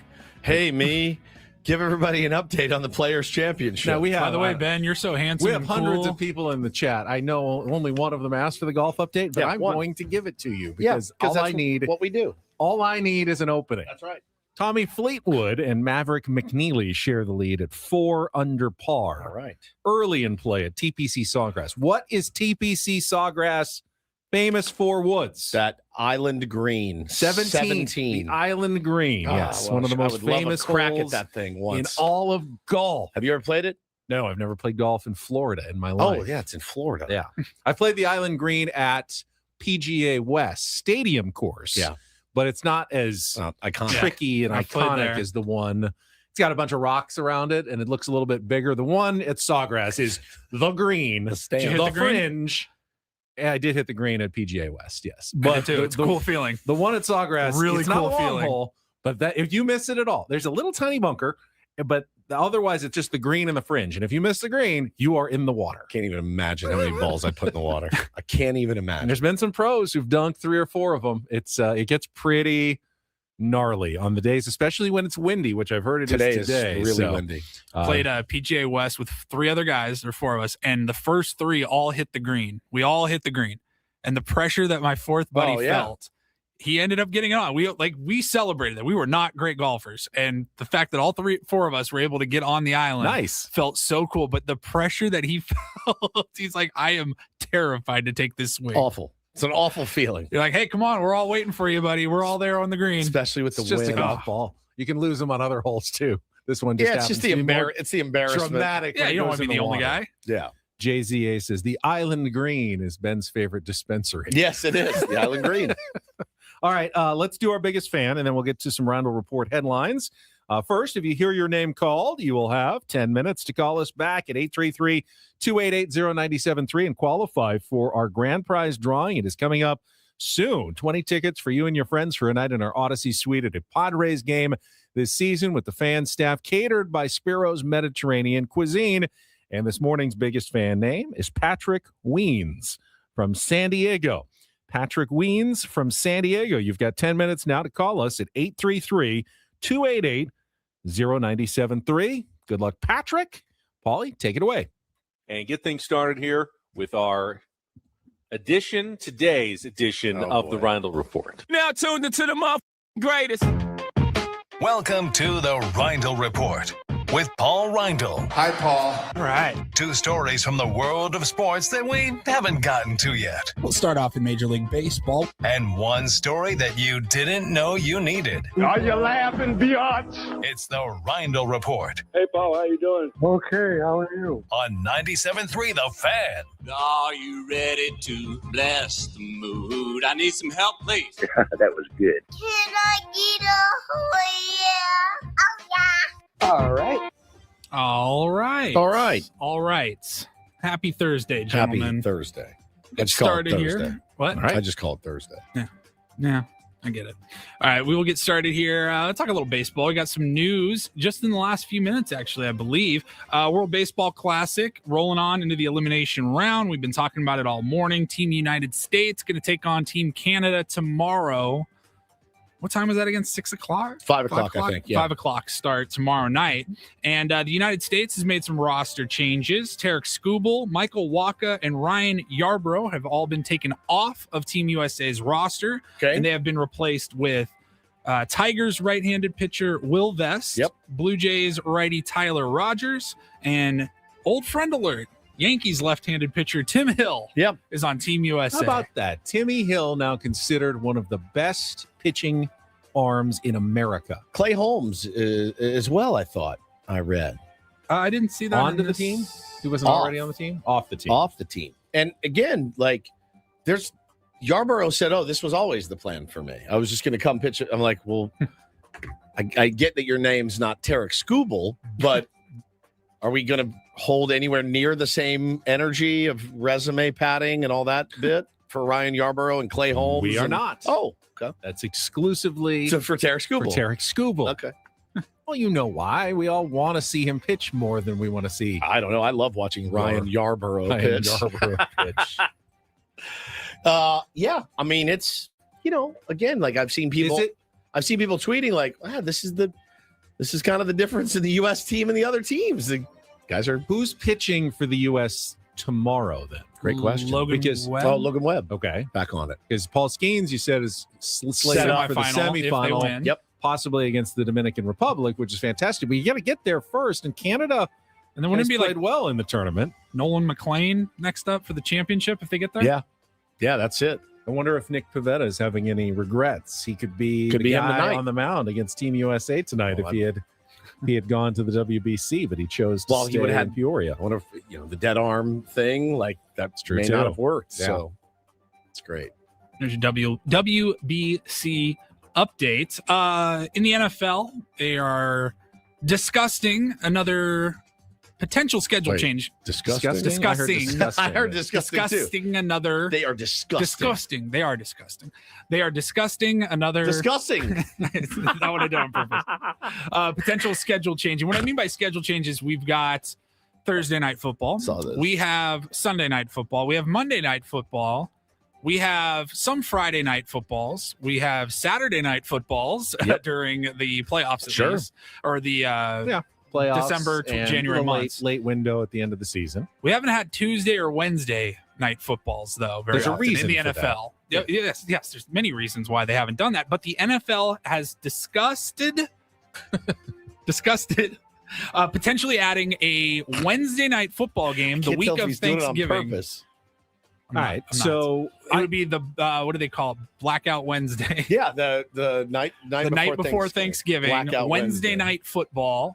It's already a big holiday week for football with 3 on Thursday. They have 1 or 2 now on Fridays, and then Saturday. They're not going to make the teams on Wednesday play either on before Thursday or after, right? No, you play Wednesday and Thursday back to back. The night before Thanksgiving. No, it's a question. If they played Sunday, do they have to turn around for Wednesday? Or if they play Wednesday, is it the end of the last week and they have to turn around and play the next Sunday? Or are they Thursday to Wednesday? Oh, yeah, you have the Thursday night game, and then you get a Wednesday Like Monday game. night is usually the last game of the week. Would it be a Wednesday night, or would that be the first day of the next week or the last day of the previous week? Here's the thing. It's the night before Thanksgiving. And all through the house. No, it's the night before Thanksgiving. I don't miss a football game that day because I know that I have the games on Thursday to look forward to. So I'm not sitting at home on Wednesday night. That's typically, people have their own tradition. We watch planes, trains, and automobiles. I would rather watch that than Lions, Steelers, or not. It won't be the Lions. They'll be playing on Thanksgiving, right? There's people who do some pre-cooking, like on Wednesday. The pre-cooking. The family arrives. Fun to have a game on when you're doing the parents are coming. I don't want to talk to them. You're peeling potatoes or something. Yeah, maybe. Yeah, I think it's a good idea. Maybe if they can logistically figure it out and make it happen. It said if they were to vote on this and put it in for the 2026 season, we have a Thanksgiving Eve place game of anything else. No. Like people are sometimes mad when there's games on Saturdays because college football, and they're mad when the games are on Fridays because that's for high school football. But there's nothing on Wednesday, right? Yeah, especially that week. Yeah. Everyone's already off, most likely for Thursday. And maybe some college basketball, but yeah, you have the Players Tournament in Vegas and Maui Invitational. I'm sure they're not happy about a competition with an NFL game. If they do put a game on Thanksgiving Eve this year, it would set up 7 NFL game days in a 9-day span. So we would just have a ton of football to watch because it'd be Wednesday, Thursday, Friday, Saturday, Sunday, Monday. That's crazy. How about we just go 7 days a week, 365? Yeah, right. They had their way. We love it in baseball. There's games every day other than the All-Star break during the season. When Bo is doing, so and Woods on the radio in 25, 30 years, are they just going to have an NFL game every single day? Every game, possibly. Every day to talk about. I mean, if you make the season long enough and everyone has enough buys built in, it doesn't really matter. Doesn't really matter. Where they land in the week. Tell that to the guys putting their... And every extra day is an extra TV package that you can then sell. Correct. Like Wednesday Night Football is bought by Tubi, and you can have a whole nother package for the NFL to sell if they have a whole nother game night to do so. By the by, we'll just inform you guys, I did not see 1 second of the Dominican Republic game because I couldn't get the Tubi app to work on my television. I watched all of that game because I have trouble getting Fox Sports 1 or Fox Sports 2. So I was just the opposite. I watched the highlights. I have to stream CBS Sports when the Aztecs are on because I don't get it on my cable system. Once we have a good system here. Once Team Italy scored like 6 runs and I knew the results were pretty much over. That's what I wanted point, to do. Flipped over and was more than happy watching Tatis and Soto and Manny and Team DR just roll. We need a red zone channel for the WBC. Yeah. Just all the games. Finally, got a story about a priest in a little bit of trouble in Pittsburgh. Okay. He, let's see, the head priest and dean of Trinity Episcopal Cathedral in downtown Pittsburgh was arrested, and he's facing charges. Now, what did he do? He stole more than $1,000 worth of merchandise from Walmart. That's going to get you in some trouble. It says here, Aiden Smith, he's 42 years old. He was arrested a couple of weeks ago. That's clearly one of the commandments. Thou shalt not steal. Yeah. He was arrested after leaving a Walmart in Economy Borough, just outside of Pittsburgh. And when he was approached by police officers. Economy Borough. That's what it's called. He had. Can I upgrade to business class borough? I live in Premium Borough. Economy Borough. Economy Borough. I'm sorry. Why don't you change that? That's a lousy name for a city. Economy Borough. Police were called after Walmart security gave them a call and said that this guy was in the store again after having stolen property from Walmart in previous days leading up to this. They looked at the security camera. They said, sure enough, all 4 days he had been coming in, taking stuff, walking out. So they finally caught up with him. And when they caught up with him, the head priest and dean of Trinity Episcopal, he had a bunch of product hidden under his jacket. And he had a bunch of baseball cards. Baseball cards. 27 packs of baseball cards totaling around $1,100 is what Walmart estimated. I feel vindicated because no one is immune. No one, even a priest, is like, I've got to get. How many Hail Marys does he have to say for stealing thousands of dollars of baseball cards? I totally get it. I felt seen. Felt seen as well. It got him. Well, maybe he wanted to pay for them, but he took them up to the counter and they said, only no, two. You only get two. You only get So two. Fine. I'm just going back. I'm going to go back taking them all myself. Holy cow. He's been on administrative leave actually since before the arrest. Great. So don't know what's been going on in his life, but things have gotten tough, and he decided, I need these $1,100 worth of baseball cards. Maybe things aren't tough. Maybe he just loves baseball cards and is like, I'm not paying for these. Stealing them. Jocelyn says that she almost worked for Walmart security. She was in customer service, but she caught so many thieves just in that part that they thought maybe you should be in the security side of in the game. You know how your buddy Scotty had you pick up a girl in Vegas that one time? What if me and Paulie sent you to Walmart to steal something? Let's see how that goes. You've never done that. No. I haven't done it. Can you imagine me trying years. to act natural? I can't. As you stole a pack of baseball cards? Shoplifted from a gas station when I was like 11 or 12. And I really don't think I've stolen since. I think so either. I got caught and it was awful. Yeah. I got caught on a school field trip stealing like some knickknack from a gift shop. Monster. All the kids did it. And the teacher found out about it, and I had to bring it back and apologize. And you know what it was? I remember. It just popped in my head. It was ahead of the game. It was a fake rock. It was like a sponge almost. You could squeeze, but it looked real. Oh, yeah. So you could throw it. It was not a rock. It was soft. You know how we stole it? Spongy. You just squeeze it in your hand and walk out. Well, of course, that's what I did. And had it. And a bunch of guys did. And I got in trouble for it. I was probably 10. Was the perfect crime. I thought it was. Well, how did you get caught? So I think one kid got caught and then squealed on everyone. And then the teachers came and they did the thing where they're like, you need to tell us because we already know. And you're like, you got me. Yeah. You got me. Did they get you with bluffed the? They bluffed me. They and bluffed you. I don't know. I could have done the Paul where I said, wasn't me. No idea. I don't have anything. Did they get you with the? They didn't get me on your camera. Punishment will be better if you just come Yeah, forward if you come now. Hey, listen, it's going to be much. It'll go That's the biggest easier on batch you. of easier. BS, No, right? it's not. It's not. I tell my kids all the time, you better tell me now because if I find out later, then you're dead. Then you are absolutely toast. So you tell me what happened now.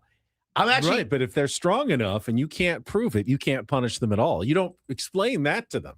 Oh no, but where you say, hey, if I can never find out though, you're in the clear.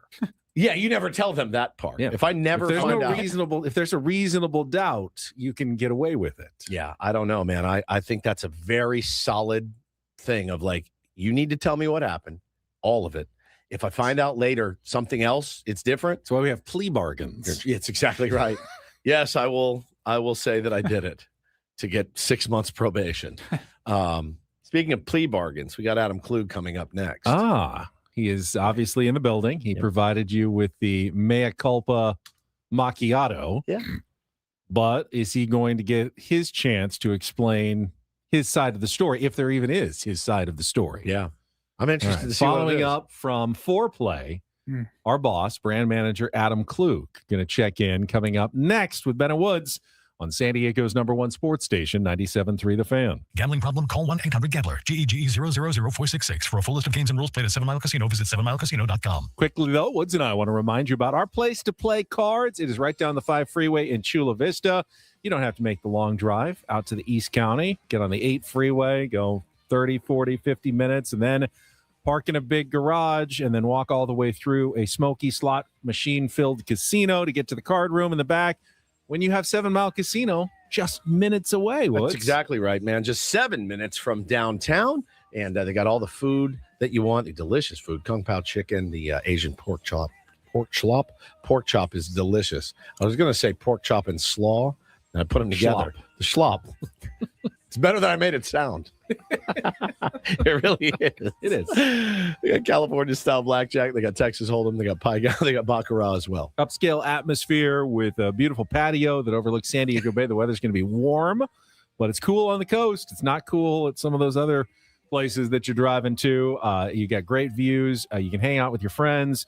As we said, had a meal. And this weekend, try the weekend brunch, Saturdays and Sundays from 9 a.m. to 3 p.m. at Sammy's.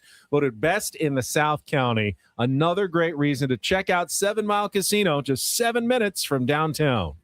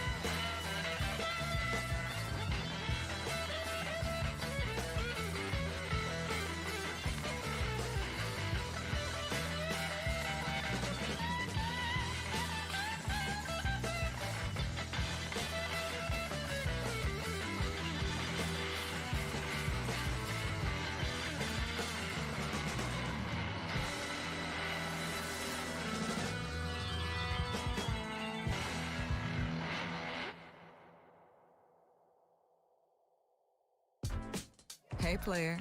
This is all yours. This room with this view. This speakeasy with this cocktail. Hey, could you make that too? The spa with this. Ah.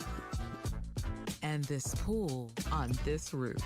This is all for you. The all-new Hamul Casino Resort, now open.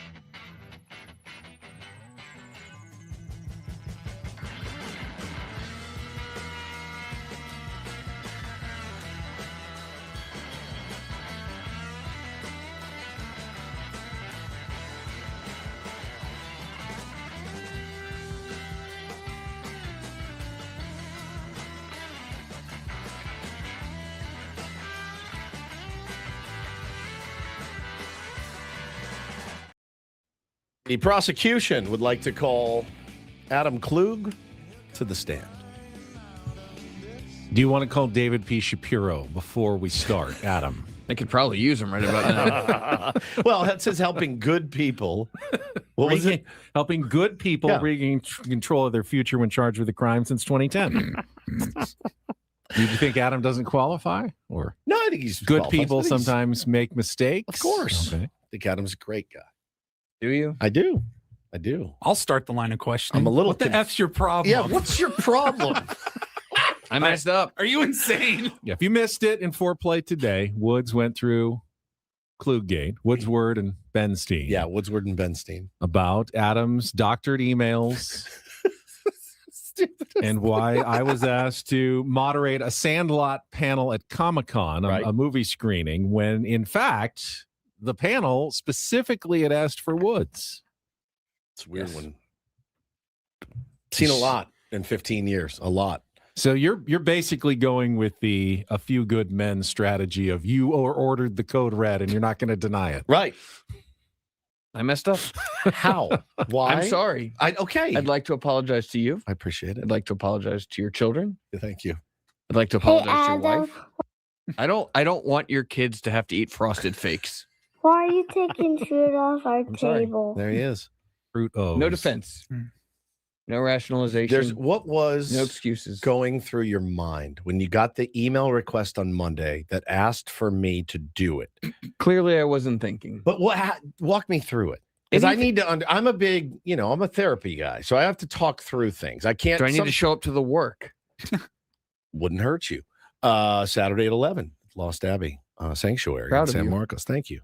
So it comes across, and you saw they requested me, and you thought, sounds like a job for Ben. Am I just that dazzlingly good at the round table that you can't see past my greatness? Maybe. To understand that Woods is also a very good moderator and host. What was it? I need to know. I need your honest. I need you to be honest. I don't listen. I thought about it a lot, and it doesn't matter what I say because No, it's it just going to does. sound like I want the truth. You can't. I handle want the truth. You can't handle the truth. I can handle the truth.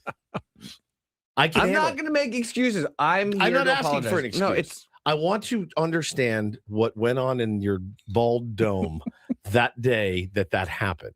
You want answers? I think I'm entitled. You want answers? I want the truth. You can't handle the truth. I messed up, and I'm just here to see. I'm here to wear it. No, I mean, did you think that he would say no because it was so late in the day? And we know that he's not a late guy. I have a family, right? You know, your kids are older. It's not like I'm out doing rails. Oh, he's going to be in PB again. No, like you're a notorious early to bed, early to rise guy. Yeah. And this event didn't start until 7:30. Was that part of your thinking, Adam? I'm not going to get into it. Do you like Ben more than Woods? I think that's obvious. So now he won't get into it. See, I think this makes me more mad. Were you worried he was going to say bad words? It was late at night. He's got young kids. He's got Little League. Ben does a great job moderating the round table. I just figured, there you go. That was the thought process. Nothing he loves more. The Sandlot way nothing more than devious. I do, though. It's a little devious. It's far away from where you live. It's far away from where he lives. We live in the same spot. He's down there a lot for TV. He's not on a Saturday. No, the fact that I want you to. Glenn says Woods likely in Hawaii. Glenn, I'll have you know I don't leave for Hawaii for 2 days after that. Okay. Good timing. True story. Had you just planned it 2 days earlier, none of this would have happened. I know. No, I knew Woods was in Hawaii. I need to know why you forwarded it to Ben and started cutting. It's the doctoring of the email that is the most interesting. All right, we can get into that. Okay, good. So the sales rep came over to, now I had to rethink this all. The sales rep came over to me and spoke to me about the opportunity. Okay. And so I said, oh, yeah. Email me all the details. And while we spoke, though, that's when I said, it's late at night. Woods has a kid. Blah, blah. Ben does a great job as a moderator. I thought Ben would be the fit for that. Ben would be a better fit. I can live with that. That's all that happened. So he emailed me with the details of it. And in that email wrote, after having I spoke with the client and Ben, they're on board with Ben. Even though they asked for Woods. So did Kevin, did the sales rep know that they had asked for me? Yes. Oh, so now I have another enemy in the building. I don't even know this person. Just like Ben, you can't pick out your coworker. This guy's new, right? He was here last year, all of last year. Was he? Yeah. Don't look at me. I think I know which one it is. Yeah. So he knew that they asked for me. Correct. He went to you and you said, not Woods. Ben's a better fit. As a moderator. Yes. A panel. Huh? Well, your golden boy passed. Then you came to your sloppy seconds. The reason I created a new email to send to Ben was because what's his name was in the title, the subject line of the email. So why didn't you just write an email? I did to Ben. No, why didn't you just write a fresh to you? Email? I just forwarded it because it had all the details. But you copied and pasted. He's calling you a lazy criminal. When I forwarded, I looked at the bottom where it had your name and it was in the subject line. It was in the subject. But I thought it was just the original email. We want Woods. Adam reads "We want Woods" and says, "How about Ben?" What was the Leo DiCaprio movie where he forges all the checks? Catch Me If You Can. This would be like if he just scribbled on some zeros at the end of the check. Took it to the bank. You've got to be meticulous with your planning, with your criminality. This could have been yours and Ben's little secret forever, right? You could have said, but like Ben said earlier, it would have come. It would have come. When you doctored the emails and took food off my family's table. I'm sorry, Taylor. Did you feel regret about it when you did it? And then did you realize, oh no, this could blow up in my face? And then you forwarded me the chain. It was not that devious. I know what you do. It just wasn't that devious. You're too good of a person to be a bad person, unfortunately. Man. Yeah. Calls the day said it's the Ben and Wood show. Ben comes first. It's true. True. It's not the Woods and Ben show. Been the story of my whole. Here's the real question. How do I make it up to you? mean, $1 million wouldn't hurt, you know. If I had it, I'd give it to you. No, it does me no good. I'll tell you, macchiato's not going to get the job done. That's one thing I can tell you. Then you can refund me for that $6 then. No, I'm enjoying it. Expensive macchiato. A big one. I don't know, man. I don't know what you can do. He went venti. Venti. That was not skipped right over Grande. I've actually never had a venti before. Right over Grande. I mean, that is Adam's. That is a heartfelt apology. You know it's heartfelt when I went with the large venti. one. It's true. His instinct was to go with tall, and then he skipped right over Grande to go to venti. Yeah, he did. Well, so am I doing this now or no? You said you wanted it. You said you were in. Yeah. Has it been confirmed? I let the sales rep know that you were interested and available. And did he say, "Oh no, I thought we were going with Ben. Now we get Sloppy Woods"? It's just weird. Tattoo. I wear it. I got nothing. I got no comeback. All right. Well, I'm gonna, as I said earlier, it hasn't been great first quarter of 2020. It's been the worst first quarter since I've been here at 97. I mean, not for me personally. Like personally, our show, we literally couldn't get any higher ratings. We're doing great. So I don't know what's happening on your side of the fence, but you couldn't fumble it harder in the first quarter. You couldn't. But there's 3 quarters left. That's right. Game's not over yet. It's not how you start. SDFC was down early last night. It's how you finish. Came back and won. Let's see how these guys do a man down. No.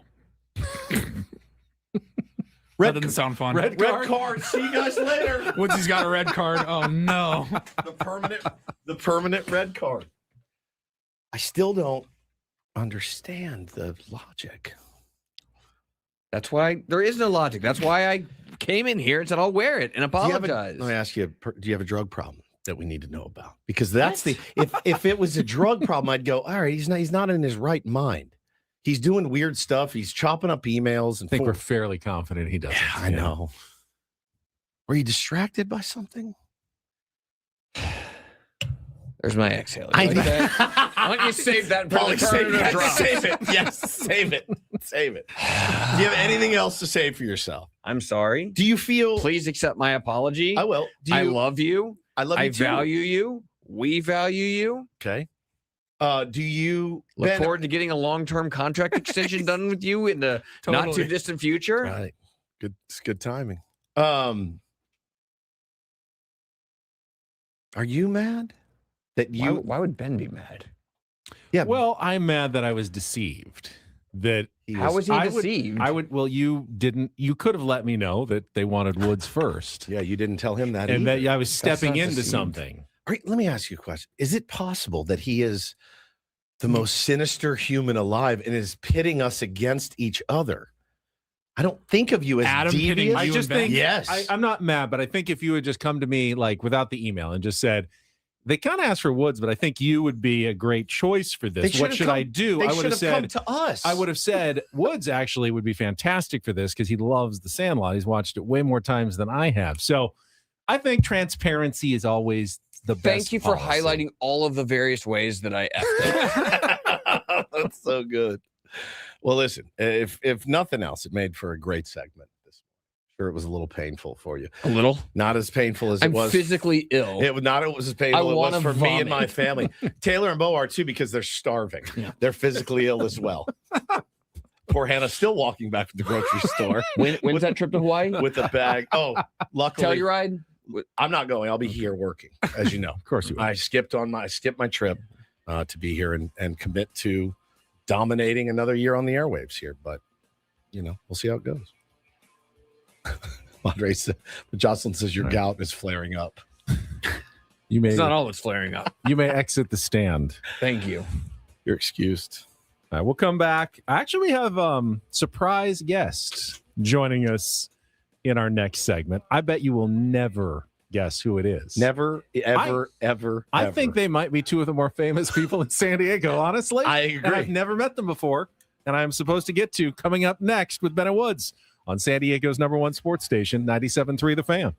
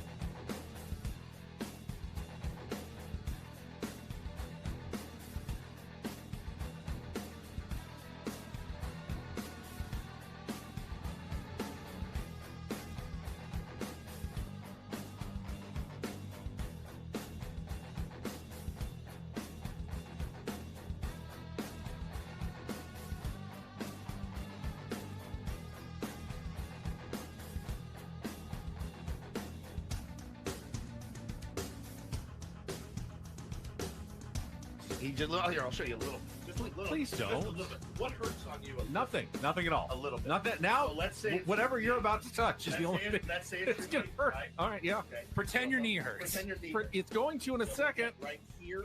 Oh, that is not pleasant.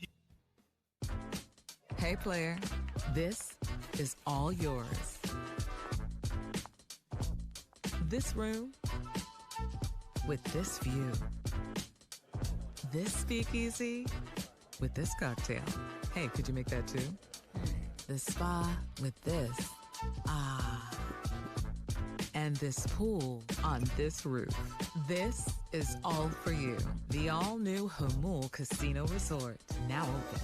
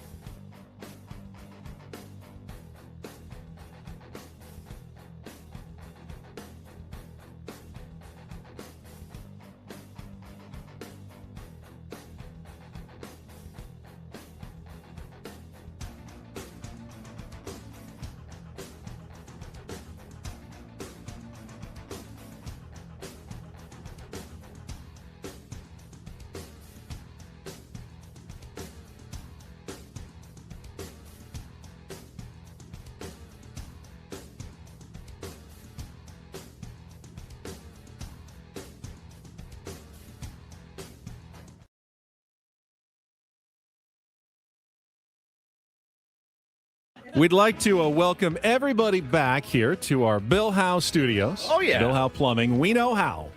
And I told you we had a special guest, someone who's one of the more famous people in San Diego, actually a couple of them, because I want to celebrate a little bit. I don't know. This year we've had the special partnership. I've got the sign right behind me where you see Bill Howe Plumbing. Yes. We know how. And joining us in studio right now, you've seen their commercials. You've heard their jingle.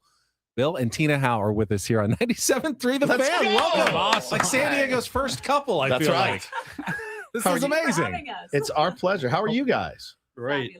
Great. I love your accent always on every commercial as well. Where is that from? I'm from England. England. English Very accent. British through and through. Is that mic on, Paulie? No, that's the wrong. I got it. Hang on. He's got to get you dialed in There we here, go. Tina, because we have to hear that voice on the airwaves. Now I think we're Talk ready right to into go. that mic.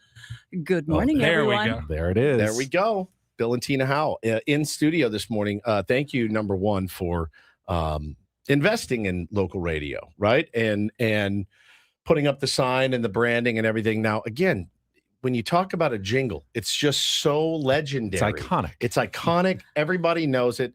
I didn't know if I should tell them the story or not. Oh, should I? Oh, I yes, have 'em. yes, please. Okay, I have them here now. I have to thank you. It's tough to guess someone's sense of humor when you've never Yes, met I them know. before. I have to tell you the amount of sheer joy you've given me and my family. I've got an 8-year-old and a 5-year-old, both boys. And when they were 6 and 3, we watch a lot of Padres baseball. You know, you see the commercials come on, and they get the biggest kick out of singing your jingle. But they sing it a little bit differently. They sing it because we know how, and they laugh and they laugh and they laugh and they laugh. Their young kids. Call 1-800 Bill Howe. Bill Howe, because we know how. We know how. Can I trademark that? It's yours. It's always been yours. You can have that the amount and the giddiness, because one would go in the background, Bill Howe, and the other one would sing it, and then they would both sing Wiener Howe. I can never get it out of my house. Yeah, I sing it in my head at least 10 times a day, even when it doesn't come on a commercial on the radio or television. So again, like you don't want to brand your business as that, but the amount of sheer joy that you've given us, I laughed when they did it. 162 games. They did it 162 times, and I laughed every single time. And it means that you've created a jingle that it's the dream of anybody. Like it's stuck in their head. It's in the fabric of San Diego. Well, So Tina and I used to go to all the children events, and we would play that song, and they would take it home and sing it at home. Singing it. It's you're a genius. You're a marketing genius. My competitor's crazy. I bet it did. I love how you have all the family in the commercials as well. Just feels like a family business. I mean, it's plumbing. How long have you been in business? Since 1980. Wow. And my family, three of my daughters are in the business. My wife, they really run the company now. Yeah, and I mean, that's obviously we call that semi-retirement, where you're still there, but I'm still there, and I just listen to women tell me no all day. Yeah, fair enough. Yeah, with a smile on his face, of course. Of course. So this business is you've been around forever, like Paulie said, part of the fabric of San Diego. How does it evolve, the plumbing business, right? How does it evolve and change with the times every year? Oh, that's a great question. Over the 45 years, I would say, well, it started with Bill and I and his father, Bill doing the plumbing, me answering the telephones, his father doing a little bit of marketing, and then we just hired more technicians. I think we've always been very proud of our reputation, and we have, always done the right thing. Sure. Taking care of our clients, because referral and repeat business is truly where it's at. 100%. And then, of course, over the years, relationships were made, started the jingle. I think we were one of the first plumbing companies to advertise on radio and TV. Who came up with it?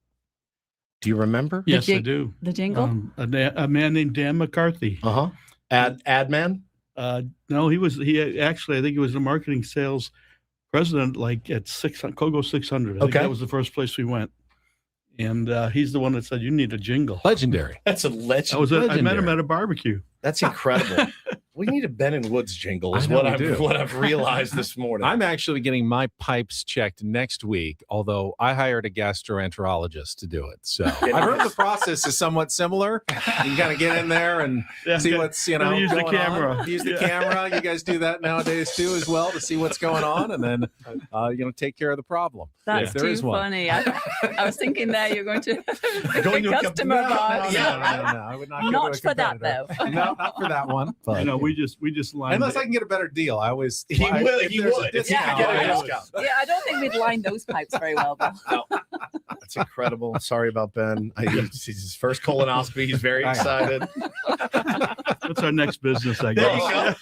There you go. Well, we thought it would be appropriate to toast a celebration. What's your favorite champagne, Tina?